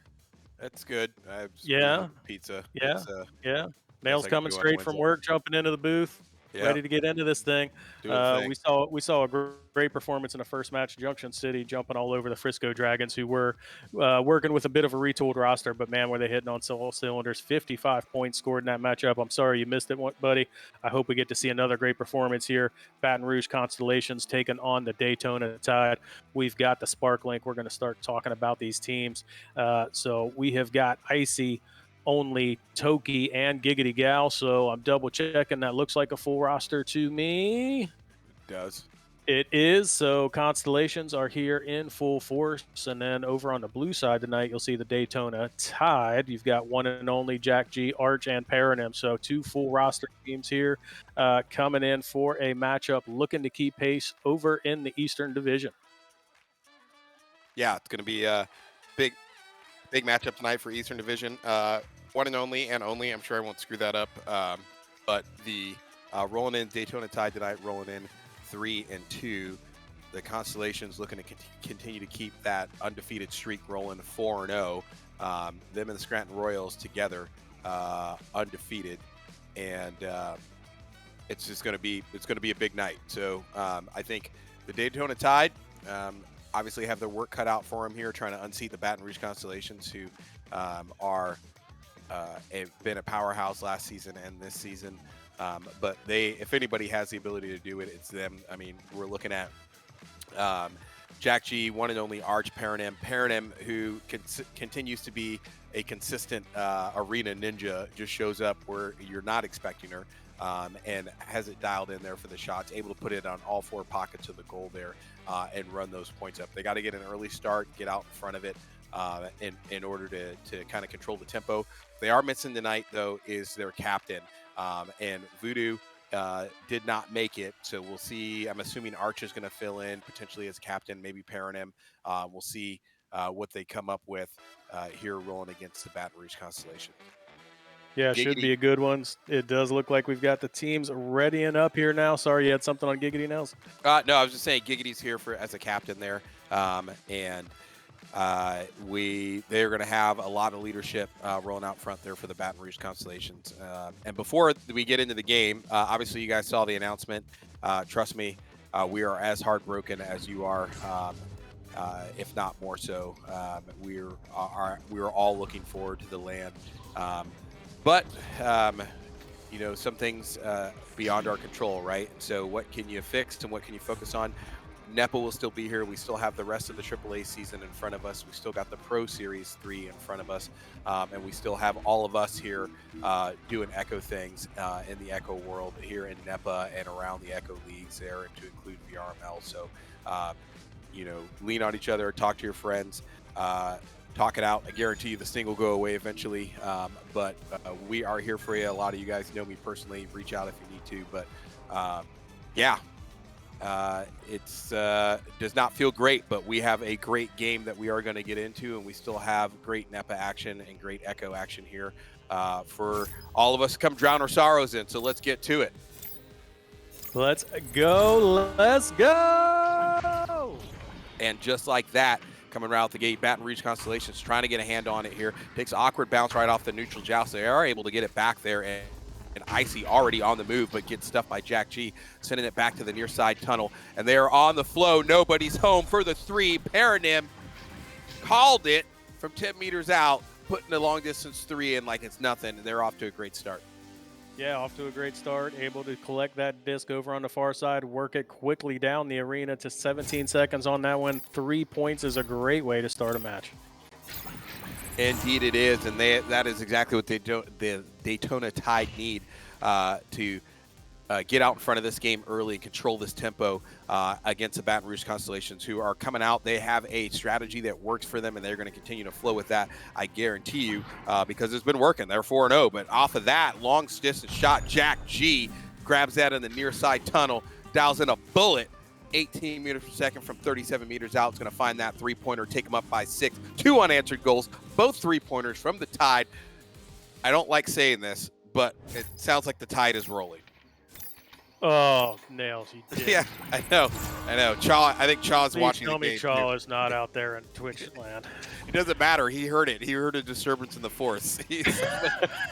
Somebody said roll Tide, and Chaw perked up wherever he was at. And just like that, we're going to see an offensive rollout from Baton Rouge. They're being conservative here. Couple of resets. They're now working it off of the far side shoulder. And yet another reset. They are looking to space out this defense, Nails, trying to find a lane to get a shot. The cross is going to go inside the bubble, but some great defense there as the goalie jumps out and gets that one cleared out. It's now going to be a stack race to see who gets to the disc. And sure enough, just like that, Baton Rouge Constellations able to get back, grab that off the trench there. Icy's going to try and find some breathing room. Sends it long distance over to the near side. Who's there to pick it up? But only. Great cut to Giggity. Giggity 1v1. Doesn't miss. Finds that 3, and they're just like that. They're on the board, back to a 3-point game. Nice work there. Great read by Only, and great teamwork from the Baton Rouge Constellations. And that's what we've seen from them for both seasons. Brutus. Yeah, that's right. They've walked away with some great victories already this season. It's because they play like that. Chris Pasking finding an open shoulder. Giggity Gal finding that one in for 3 points. A great answer after they gave up 2 early 3-pointers to the Tide. Nice for them to get 3 points on the board. And there we're going to see the pocket picked. Oh! Looking to get a pass over to Giggity Gal, but that is intercepted, and we are racing our way back onto the orange side. Jack G totally redeems the Daytona Tide there off that scuffed rollout from the QB. It's going to duck that bullet that comes in from the defense. A little bit mishandling, maybe some bad communication there, but able to pick up that great intercept, bringing it right back over to the orange side of the arena. Arch over to Paranim. Paranim backs it out, kicks it high up to the near side shoulder, and one and only comes up off the shield there, turns around and finds that goalie sleeping, takes a 2, and they're back up by 5. Yep, back up by 5. Hey, there's 2-pointers in this game. Who knew? One and only did apparently. Put that one in for our first 2-pointer of the match. 8-3 here as we approach the halfway point of the first quarter. Coming up with that halfway point, rolling out with that joust advantage. Giggity coming up as the QB there. Tries to send one from the far side. Paranim reads that all day long like a book. Sends it right back over to Jack G. Finds some breathing room there. They're rolling a Joker train. Here they go. Everybody's on the way in. Decides to dump it to Paranim. Paranim, ooh, Giggity. Nice read there. Looking at a Joker train coming at you head on. He's going to be able to find that pass there to Paranim. Great read there for the Tide to try and find a good angle there. but Giggity was just not expecting that, but does some great flex on the fly there. Great clear back over to the blue side of the arena. Paranim's going to grab that, try to clear it out. Can't get it. Giggity comes in a near side tunnel with Toki. They're looking for a good push. 2v1, and Only's going to bring it in for 2. No, one and only had 2. One and only. What? No, only. Don't No, you, no, dude? They both I had thought- 2. They both You almost, had 2. you almost got me. You almost got me. They both had 2. I was like, wait, did I already blow it? No, you were right in both cases. I just read the teleprompter. Good pickup there on the rollout. One and only over to Arch. And Arch back over to Paranim. Paranim, ooh, shot goes a little bit long there, up high. Can't quite get rid of it. We got ourselves a scrum right in front of the goal. Someone's going to try and get a shot there. It looks like Only is able to kick it out. Jack G's going to pick it up, reset, and they're right back on the offensive. Sends it over the near side. A little bit of rush passing here. I think there's a little bit of just madness happening right now off of that push inside the bubble, as both teams are kind of scrambling here to maintain control and get some semblance of coordinated offense and defense going. Arch comes back, picks it up at the midline, able to slow it down. It's going to reset the offense here. 2 minutes and 50 seconds left in the first quarter. Sends it forward, short pass there to Jack G. He's getting hounded by the defense already with 2-man stack. Paranim, nobody's coming in on her. She's checking her 6 o'clock. He's going to dump it off to the far side pillar, one and only. He's going to find that 2. Just that easy, 2v1. They're back up by 5. Yeah, nice answer there. Full minute on that goal. We saw a little bit of a back and forth. Paranim, though, finding one and only, ultimately gets that one home from 4 meters out to get another 2 points on the board. Both of these teams very much in it, both playing well. So far, a few more turnovers on the Daytona Tide side have turned into points. Let's see what they do here on the offensive joust for Baton Rouge to look for the answer. Baton Rouge trying to find an answer there and get stunned out. Paranim's going to put the offense to sleep there. Send a long clear inside the bubble. Defense gets there first, but gets jumped by an offensive stack. Here comes one and only. Picks that up. Tries to come in from the near side shoulder. Goalie's there. Read it all day long. Kicks it right back out. Icy by themselves over there in the near side tunnel. Can't quite get to it. Here come the defensive stacks on the way back. But who shoots forward? Giggity off a great stack on the offense. Brings it down to the boot there. Looking for options. The bubble is crowded. Can't quite find it. It's going to get stuffed away, or excuse me, deflected away there. Paranim's going to pick up that loose disc, tries to kick it over to the far side tunnel, and we got ourselves a little bit of back and forth here between these two teams as the Baton Rouge Constellations try to find an answer here coming up in the last 90 seconds. Brutus. Yeah, Giggity Gal looking to find Icy behind the goal on that last one. Couldn't quite connect because there were numbers back. Daytona Tide really stacking the bubble. They had all 4 players back there and were denying the passing lanes. Here they're going to come over on the offensive side and look to spread out this Constellations defense. And that they do is they bring it back, drop it back, and look to pick up some good spacing here. Spread the team out a little bit, not get bunched up. One and only coming over. Before he can get rid of it, Giggity comes in and puts the smack down. Grabs the disc, sends it through the near side tunnel. We got a long sailing clear through the mail slot. Not quite there, slightly off. It is, in fact, Wednesday, not Sunday. So we'll just chalk that up to, maybe there'll be another mail slot shot later. As Paranim kicks it back to one and only is bringing it back out. 45 seconds here left in the first quarter as the Daytona Tide looks to continue to try and control this momentum. Long shot there, picked up by Jack G on the rebound, comes in from the shield, finds a quick 2 as his goalie gets stunned out. Yeah, Jack G had that 3-pointer earlier, now getting another 2 points on the board, stretching this out to a 7-point lead. Daytona Tide defense continuing to frustrate the Constellations, who just can't find consistent scoring opportunities. Just 2 goals now on the match. They've got a few seconds here to try and get something on a quick rollout, but they're going to need to regroup here between quarters and find something that works more consistently on the offensive end. That they are is another turnover. Oh, and Jack G dials it in on a turnover there at the neutral zone. A good pass from Arch, finds an empty goal, sends another 3 in, bringing him up by 10. That'll take us to the end of the first quarter with a commanding lead here from the Daytona Tide, looking to unseat this Baton Rouge Constellations team. We're going to take a quick commercial break. We'll be right back. If you really want to find out what you're made of, you can forget the personality tests and social media quizzes, because the only way you're ever going to know is by heading into the big, wild, raging, so damn beautiful it hurts world and finding out for yourself. Were you born to follow a path, or were you born free? These are the things we thought about when we made the new Grand Cherokee. Made for what you're made of.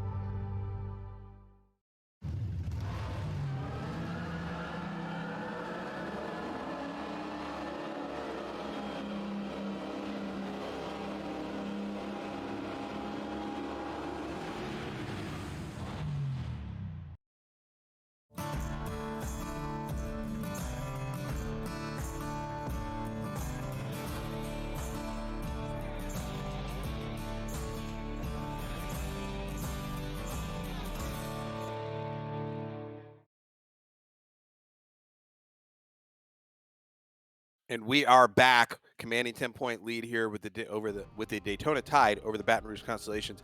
Brutus, talk about what we saw first quarter.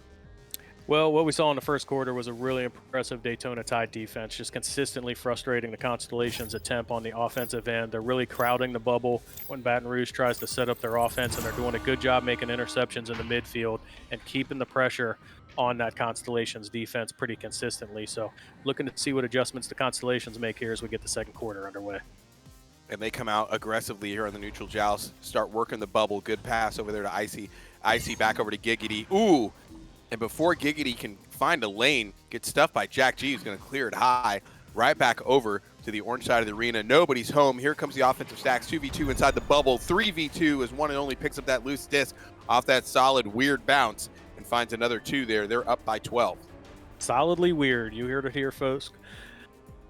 Yeah, I mean, it's a thing. Solidly weird. You know, like mimes or, you know, like clowns that aren't wearing clown makeup or other weird stuff.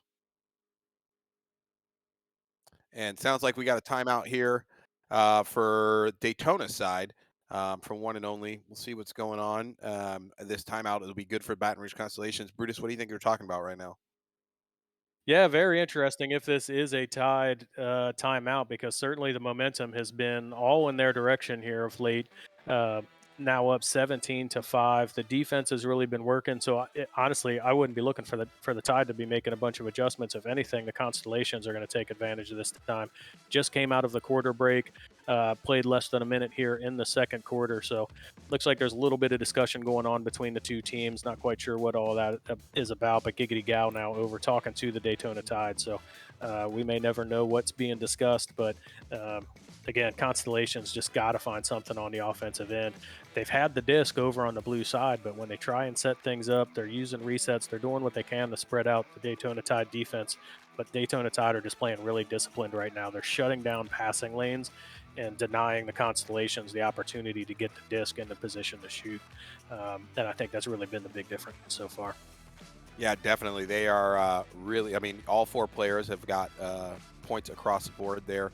And then right now, if you're looking at possession time, I mean, 68% in favor of the Daytona Tide, 32% for the Baton Rouge Constellations. I mean, plenty of assists, like great passing coming from the Daytona Tide, really finding those open lanes and doing their part to stun and steal. So right now, I think for the Daytona Tide, they've got to continue to keep doing what they're doing. It's working out well for them. And never mind, team stats are, you know why the team stats were like that? Because Giggity's moving back and forth, it turns out. Yeah, he's bouncing his stats over to that side, but still, the shots taken heavily favor of the Daytona Tide, and that's reflective of that defense that we're talking about and shutting down the passing lane. So even when the Constellations are moving the disc forward, they're not necessarily getting the same number of shots off that the Daytona Tide are. Yeah, they are not. I mean, right now it's like it's showing, 79% to 21% for shots taken in favor of the Daytona Tide. So it turns out possession's a little bit even, but I mean, that just kind of amplifies the stat that the Daytona Tide are doing a lot more with the disc when they have it, and then they are doing it quicker. You see them with those great passes and great assists, really working their way forward, finding those open lanes, and putting pressure on that orange side goal. It's another turnover here at the neutral zone, and just like that, Togi takes it right back. Great work. Totally redeems the team there. Sends it right back over. Sends a long clear, but it's going to get picked up by the Daytona Tide. Send back forward. Toki again sends another clear high. Looking long on the bounce. Oh, off the backboard. That was... Oh, and it looked like that one was going to sail in. Giggity Gal giving it a chance to float in, but did not float in faster than the defensive stack got back. So maybe a missed opportunity for 2 points, but it is going to be the Constellations maintaining possession. Once again, though, they get the disc into the bubble, and the Daytona Tide is right where it needs to be to deny that shot. They've now got the open goal as one and only dunks that one home for another 2 points for Daytona.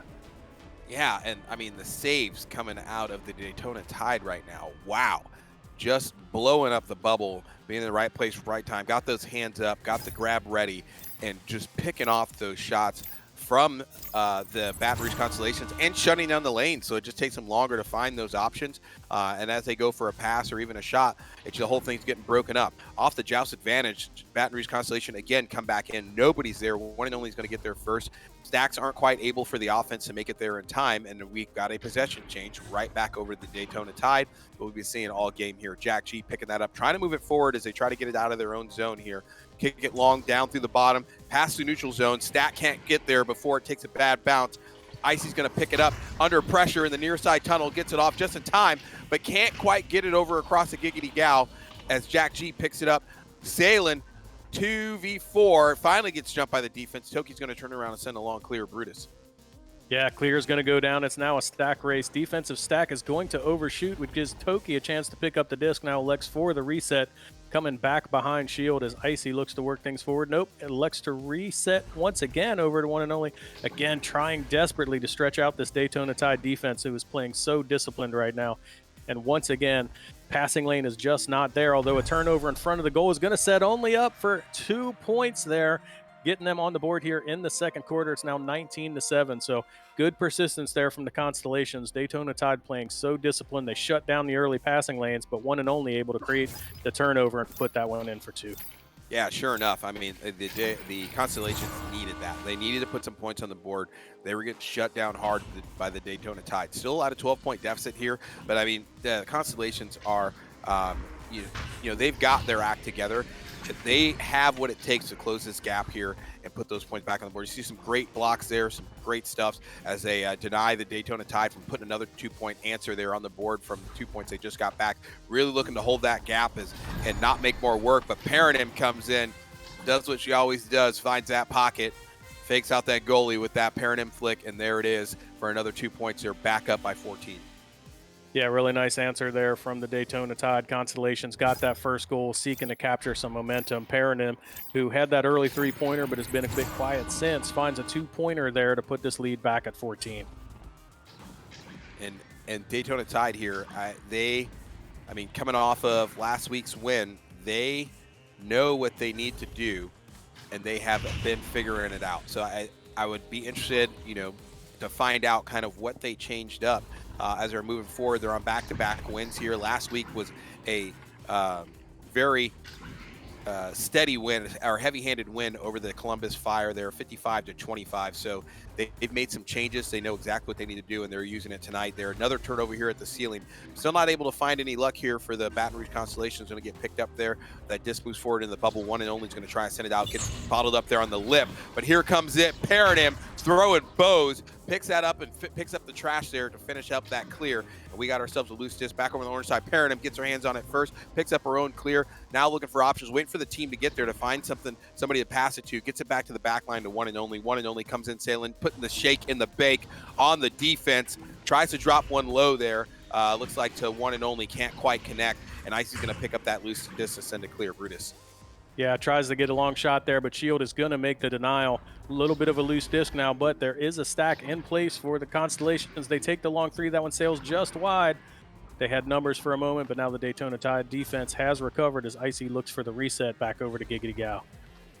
And right back to it, they are on the offense here. Still looking to try and convert. They've got it, and that's, you know, another missed shot there. They have got to put points on the board. 2 minutes and 12 seconds left here in this first half.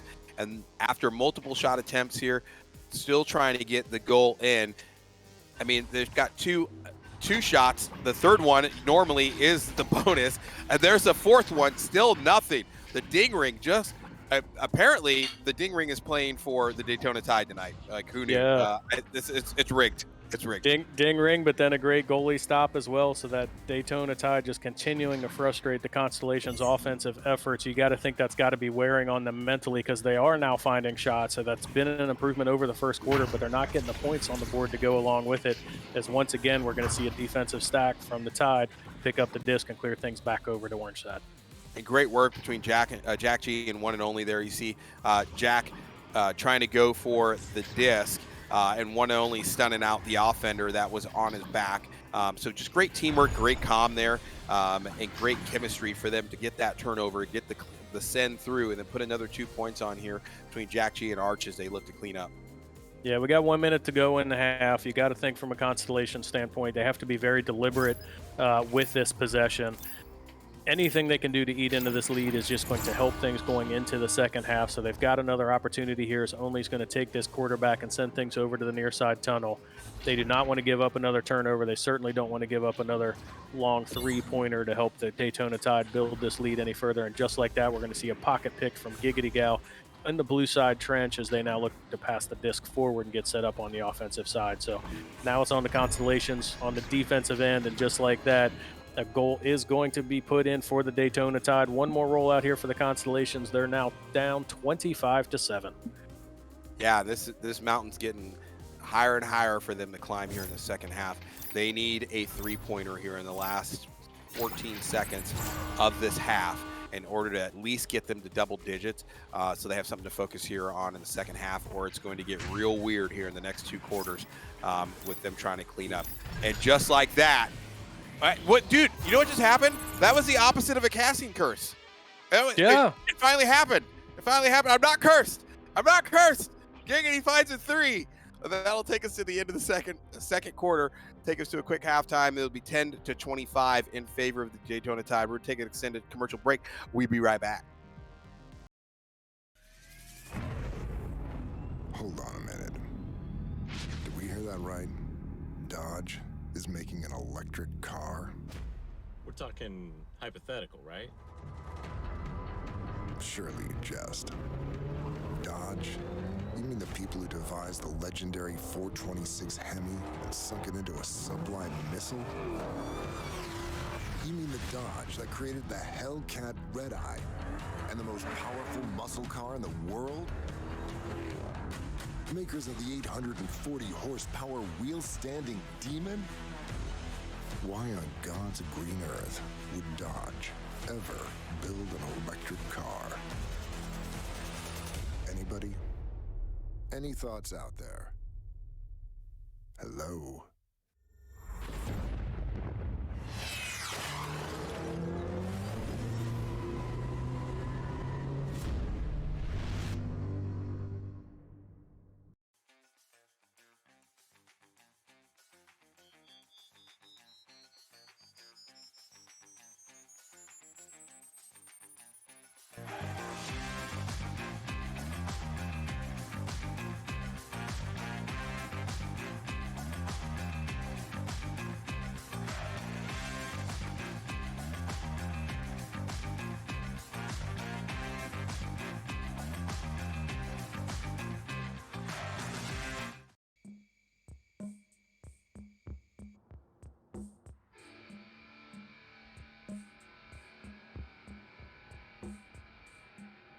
We don't have to worry about predators like our ancestors did. No saber-toothed tigers stalking from the brush. No dire wolves circling the camp.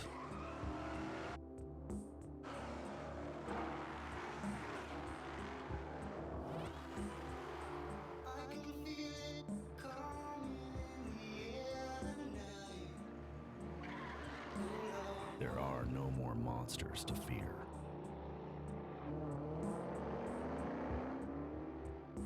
And so, we have to build our own.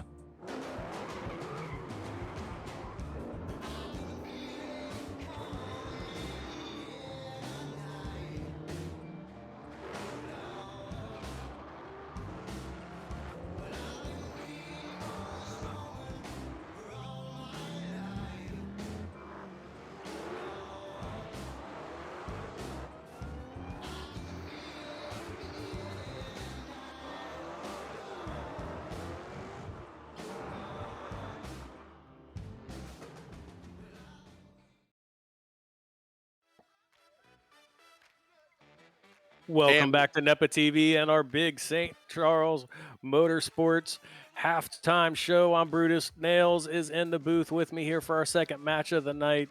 Nails, we've seen a bit of a one-sided affair so far. What do you think from the first half?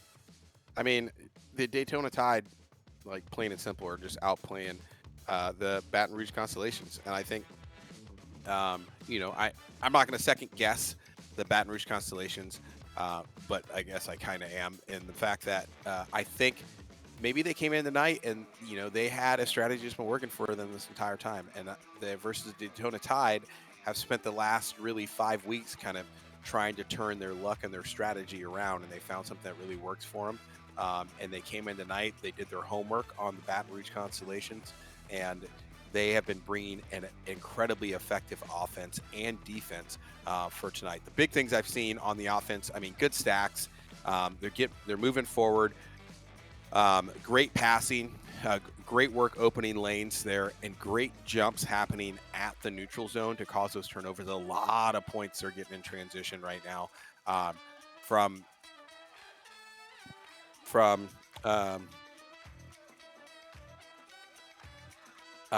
the Constellations to bring this back.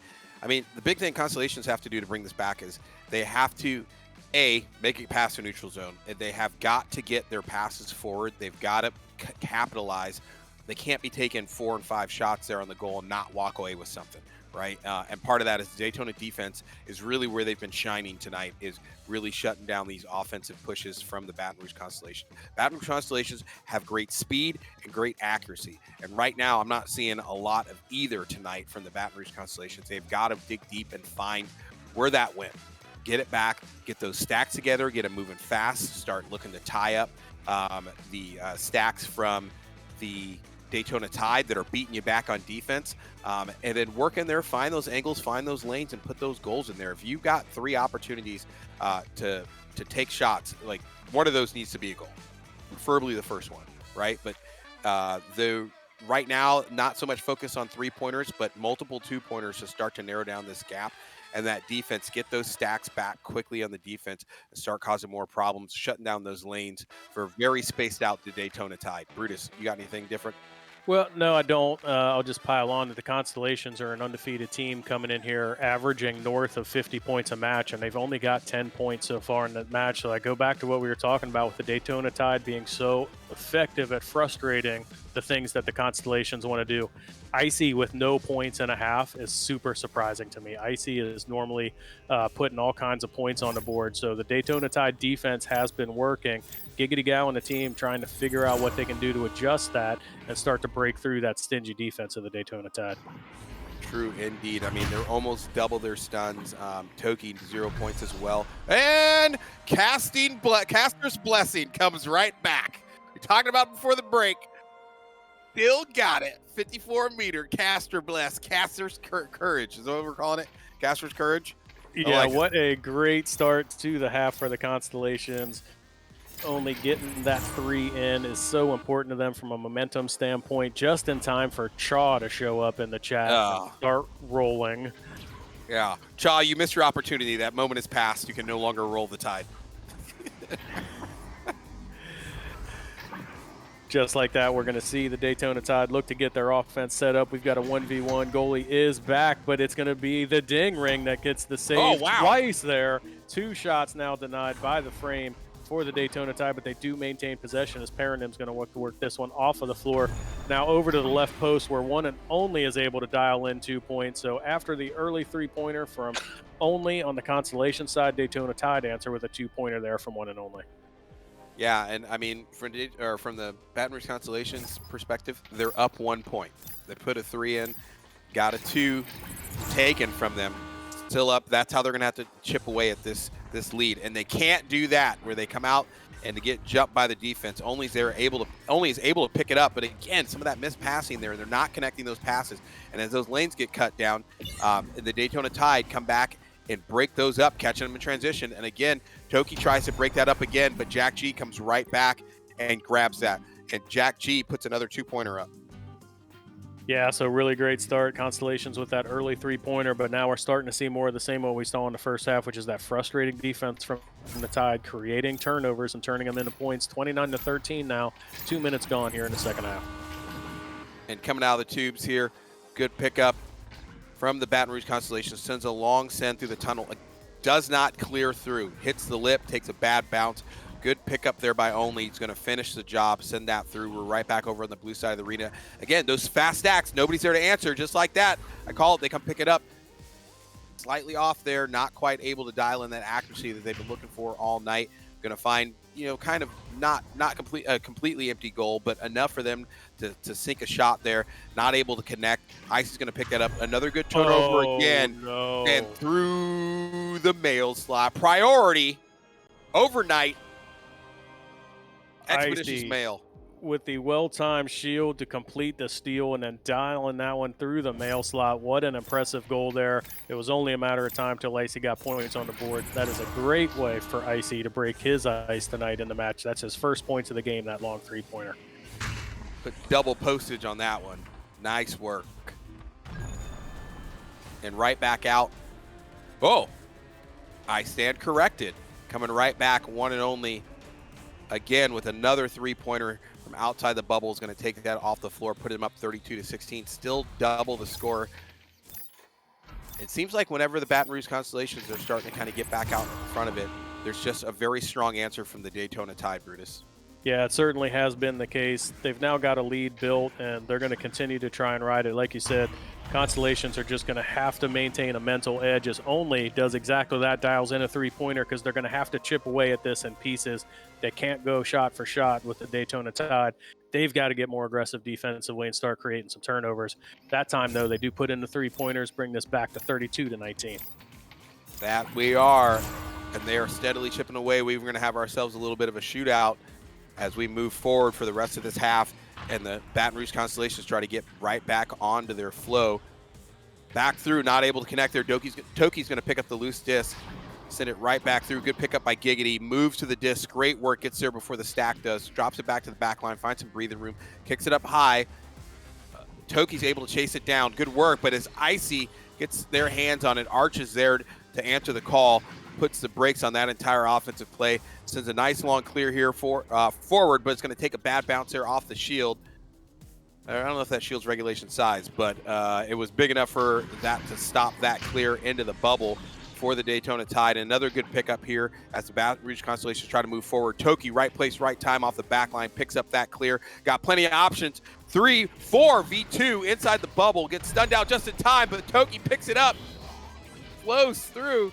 Yeah, looks like maybe it was going to go in. I don't know, DeFocus says it was going to go in, but the goalie jumped. And I'm sure Toki did not want to take any chances there. So points are points. Take the 2. They're still down by 11. That's right. Down by 11, but they are back within 11, right? So we've seen it much worse than that. They were just down by 16. So a nice little run here for the Constellations. Toki electing there to take the points. Probably a wise move now that we're seeing the Daytona Tide try to get things set up back on offense. Aaron Pass is going to put a loose disc over near the far side tunnel. Chasing it down there, a little bit of a scrum over on the far side as Giggity's going to come away with it. Kicks a great pass to Icy right there at the double diamond. Icy gets it off just in time, and Only's going to take another 2-pointer. They're back within 9. This is what I was talking about there. This is the Baton Rouge Constellations team that we are used to seeing. And right now, Daytona Tide still up by 9, but they're probably getting a little bit nervous here based on the amount of unanswered goals they've seen out of the Baton Rouge Constellations after holding them to such a small score, only 10 points in the first half. Brutus. Yeah, this is a really nice answer here in the third quarter from the Constellations. They had that large deficit at halftime, and they're doing a really nice job of clawing back. It's not going to come back all at once. It's going to come back over time, but there's still over 9 minutes of play left in the match, so they just need to keep doing what they're doing. They are now starting to find some defensive success and slowing down that Daytona Tide offense. They are, and right now you see the Daytona Tide moving the disc around a lot slower. A lot of those lanes are not opening up for them for a lot of those quick passes that we saw first half, where they were immediately getting to the orange side bubble and finding answers with points on the board. You see them moving around here. Arch again, still looking for answers. Kicks it over to Paranim at the shield. She's not going to be able to connect there as Toki picks up that rebound, kicks it forward. Here comes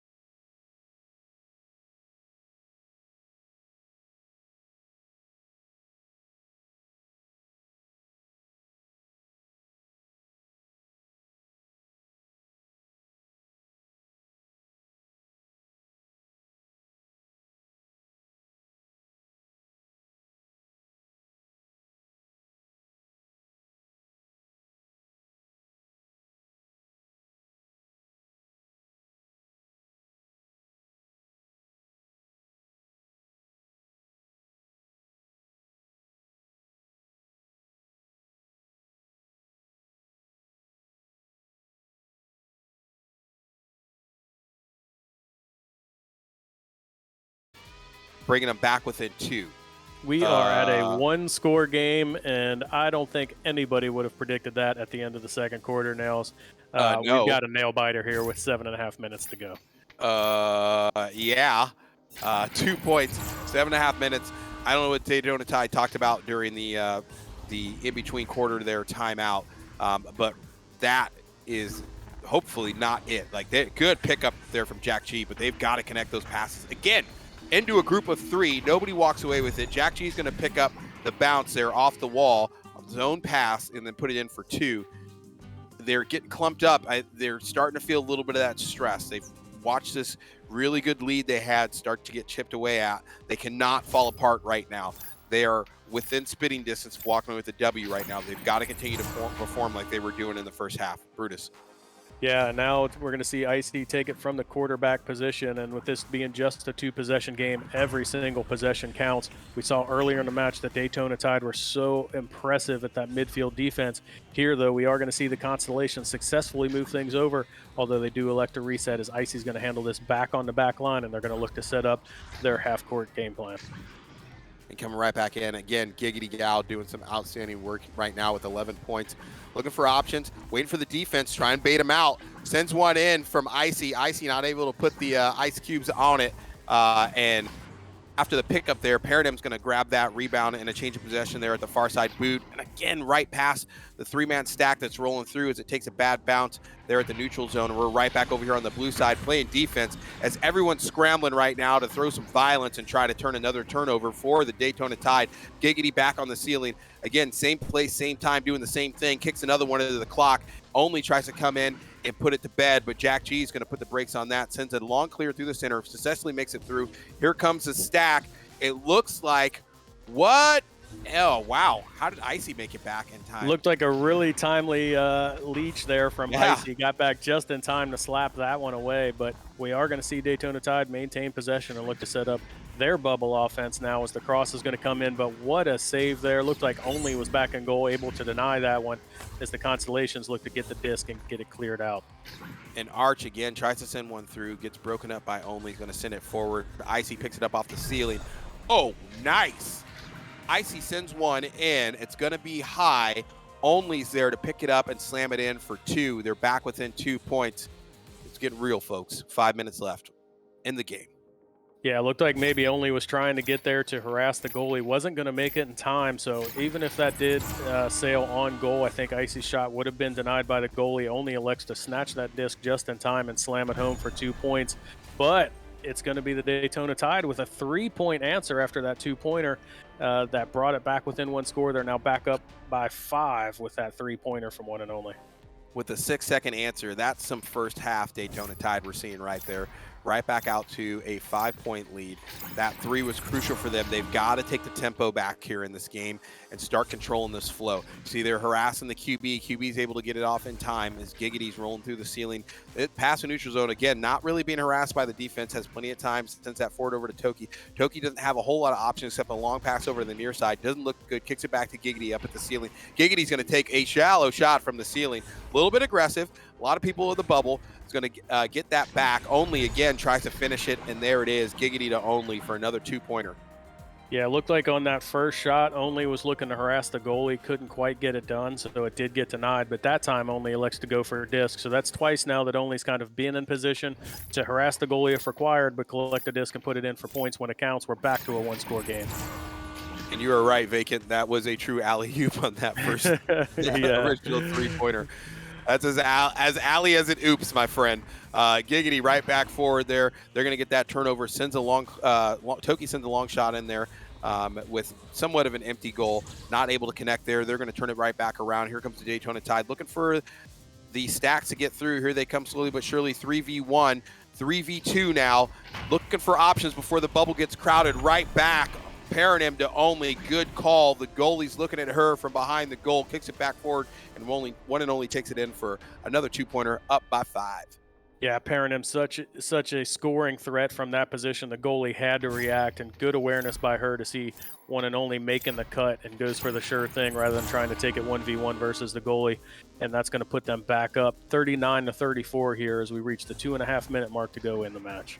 Indeed. I mean, pairing him behind the goal like that, you got to respect that. That she's standing behind you with a loaded gun. You got to turn around and address it. And she has great arena awareness there to kick her right back forward. Where the rest of the team is, there's probably some great comm going on for the Daytona Tide as they're already back on the offensive here inside the orange side bubble. Great snag by Perringham. Gets out of the way before the defense can get to her and put the stun on. Jack G from the bubble finds the tippy bottom of the pocket for 2. And they're back up by 7. 2 minutes left. This is quickly getting out of hand for the Baton Rouge Constellations, and they're first ones to 40. They are first to 40. We will definitely see if that rule is going to stand. Constellations had this down to 2. They've now given up 5 straight.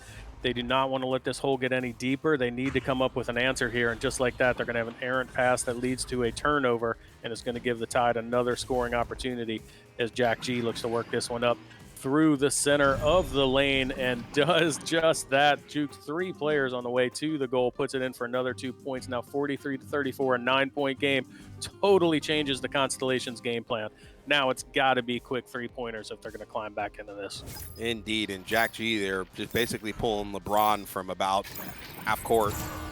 Just rolls through the entire defense and takes it right to the net there for a 2-pointer. Again, another bad pass. No, I won't say a bad pass. Another pass that had the lane shut down here by the Daytona Tide with great positioning. They're starting to spread back out a little bit more, and they're starting to get comfortable. And that is where you start to see the team really get comfortable with their play. They're not panicking. They're not rushing their passes. They're not rushing their defense. And the calm is coming back into play for everybody to be in the right place at the right time. You're seeing that good spacing, allowing them to cut down those lanes. Gets broken up there by Only. He's going to send it through low. Back into the bubble. Nobody's home. 1v2. Then they can't convert. Great effort by the goalie. I think that was One and Only. Put the brakes on that play. 1v2. It's able to cause enough disruption there that they cannot get the shot to convert for points, and it ends up in a turnover. Brutus. Yeah, great defense there. Constellations absolutely had to have that one with still over a minute to play. That could have brought them right back in. One and Only doing a great job on the defensive line there to deny that, and that's going to secure the win for the Daytona Tide.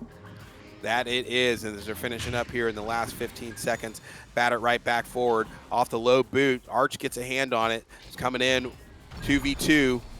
Goalie is perturbed, and it's going to find that 2-point access there, put them up by 11, and that'll take us to the end of the game.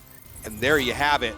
Baton Rouge Constellations have been unseated as a defeated team in the Eastern Conference. It now falls on the Scranton Royals, the only undefeated team left in the conference. And more importantly for the Daytona Tide, coming in, 3-2? I think they were tonight, coming in 3-2. That's right. Moving to 4-2. But this 4 is a huge win for them. Not only have they turned around their loss streak, right? They lost the first, won the second, lost the third. 2 wins back-to-back, and then unseat the undefeated Baton Rouge Constellations tonight with some outstanding gameplay. Best we've seen of them so far this season. And this is maybe start of a great momentum here for the Daytona Tide rolling into the rest of the season. Just really picking up their play. If they continue to play like this for the rest of the series, they are going to be a very heavy playoff contender, and teams need to be watching out for them. Brutus.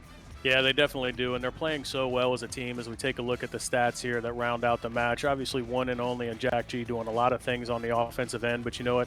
We were calling the names out on defense just as much.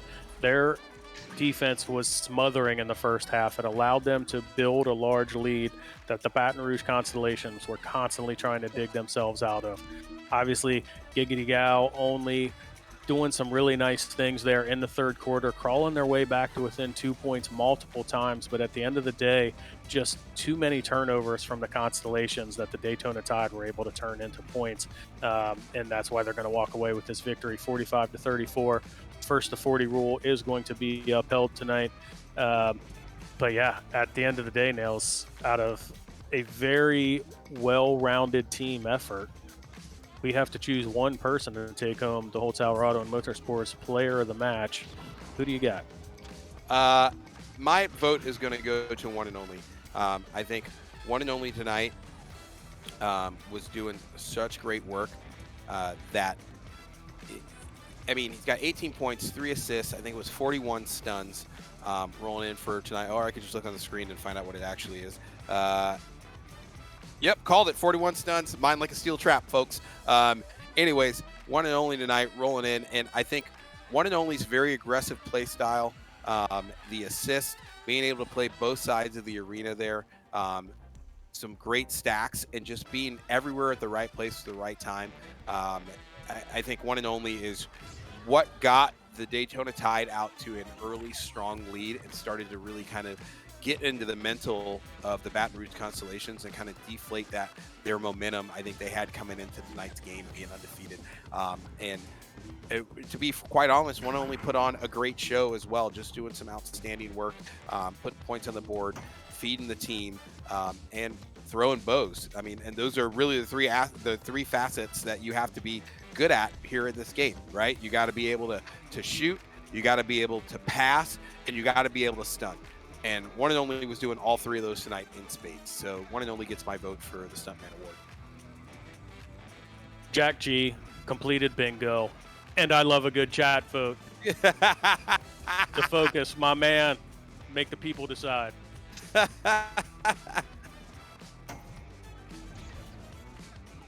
And with that, we are going to open the voting. We are going to roll some ads to pay those bills, and then we are going to be back to see the results of your vote and also talk about this game with the winning Daytona Tide. Do not go far. We'll be right back with those exciting results, which are your results. Get in there. I know who I'm voting for. I'm voting. Yes. Jack G and one and only.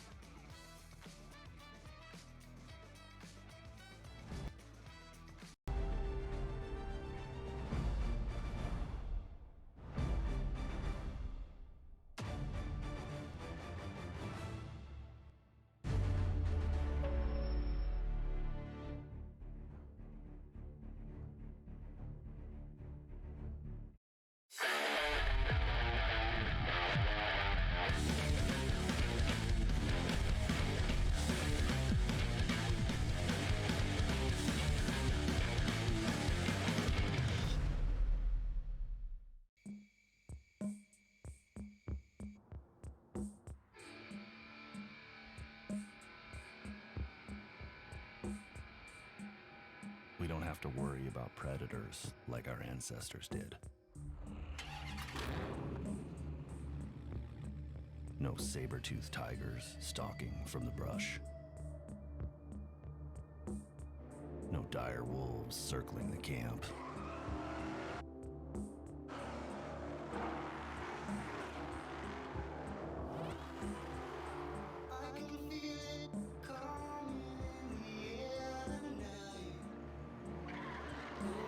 There are no more monsters to fear.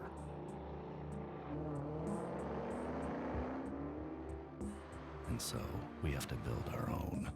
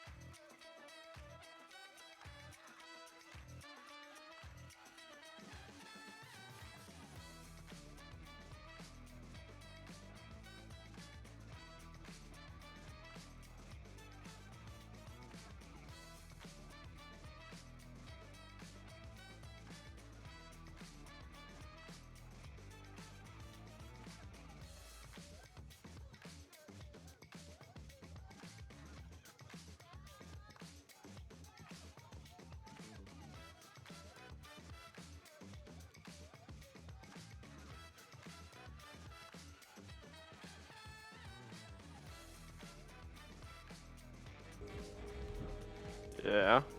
And welcome back. We are here with your now 4-2 Daytona Tide. Congrats, guys. Yes, sir. Yeah. Guys, Yeah. general term. Outstanding work from all of you guys tonight, and gal. I'm gonna do it. So we'll just remind me. Just I'll go keep with it. the I was noun, just Bill, fun. And I have to go with it now. I may be dumb, but at least I'm consistent. So, outstanding job. It was fantastic. You came out in the first half and really established an incredible momentum and tempo for the game, and only holding them to 10 points. An undefeated team here in the Eastern Conference. And I mean, you guys rolled out and gal rolled out and blew it up. So Yes. first off, I think we talked to you guys last week, and gal, and I'm just gonna do it the whole time, and I know you guys, but and gal, last week. Wait, what's happening?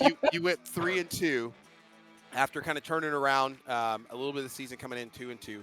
What was the big takeaway from that game that really affected your win and strong performance tonight in this game?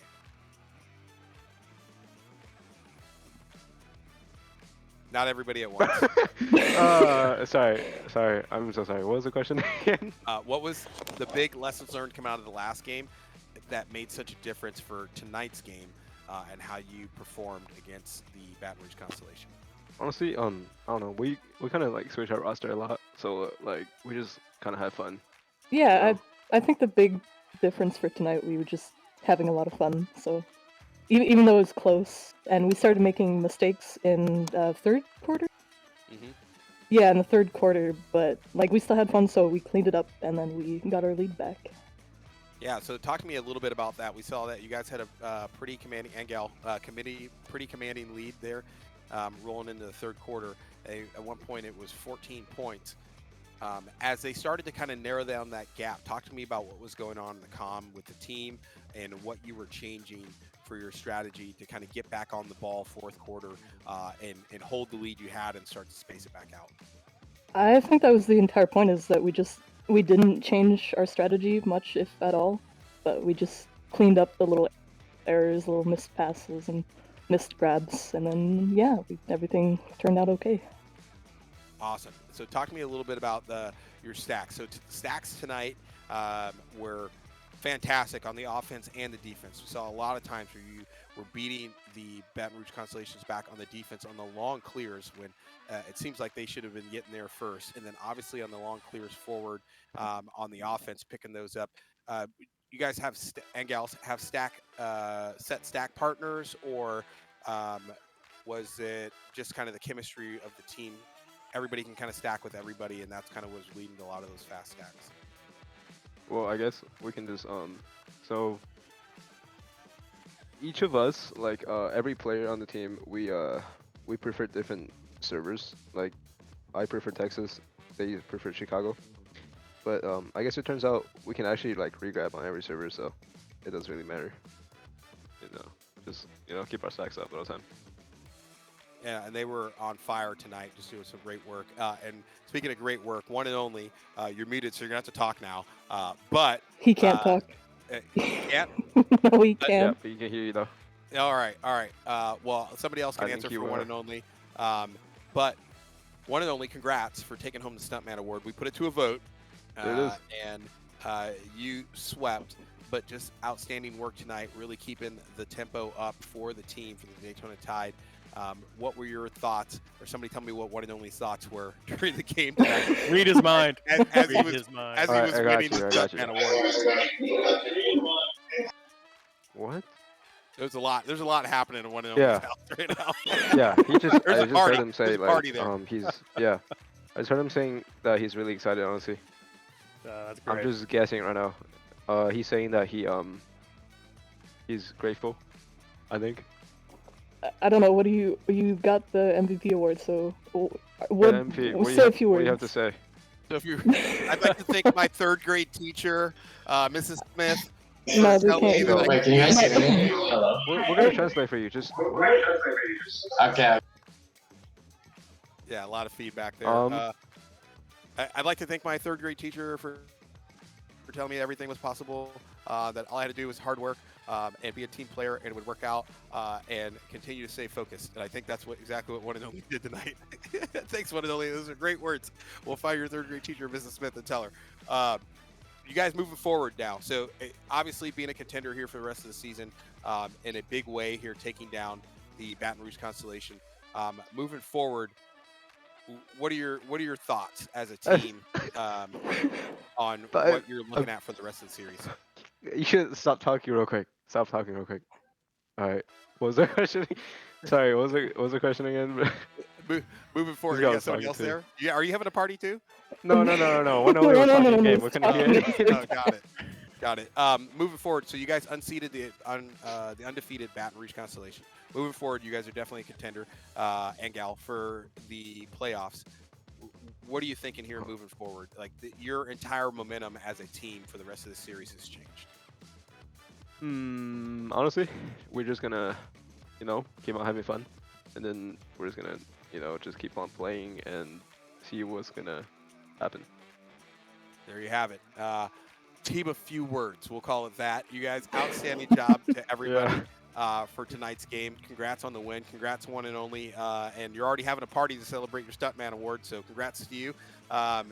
We will see you guys next time. Thank you for joining us. Any parting shots or Slurpee flavors for the crowd? Team of few words. Yep, there it is. Love it. Yeah. If only Voodoo was here, honestly, he'll give a whole ass speech. That's why Voodoo's the captain. He's got you always have to have a captain speech ready for when your team wins. And so there it is. Here, I'll speak for Voodoo.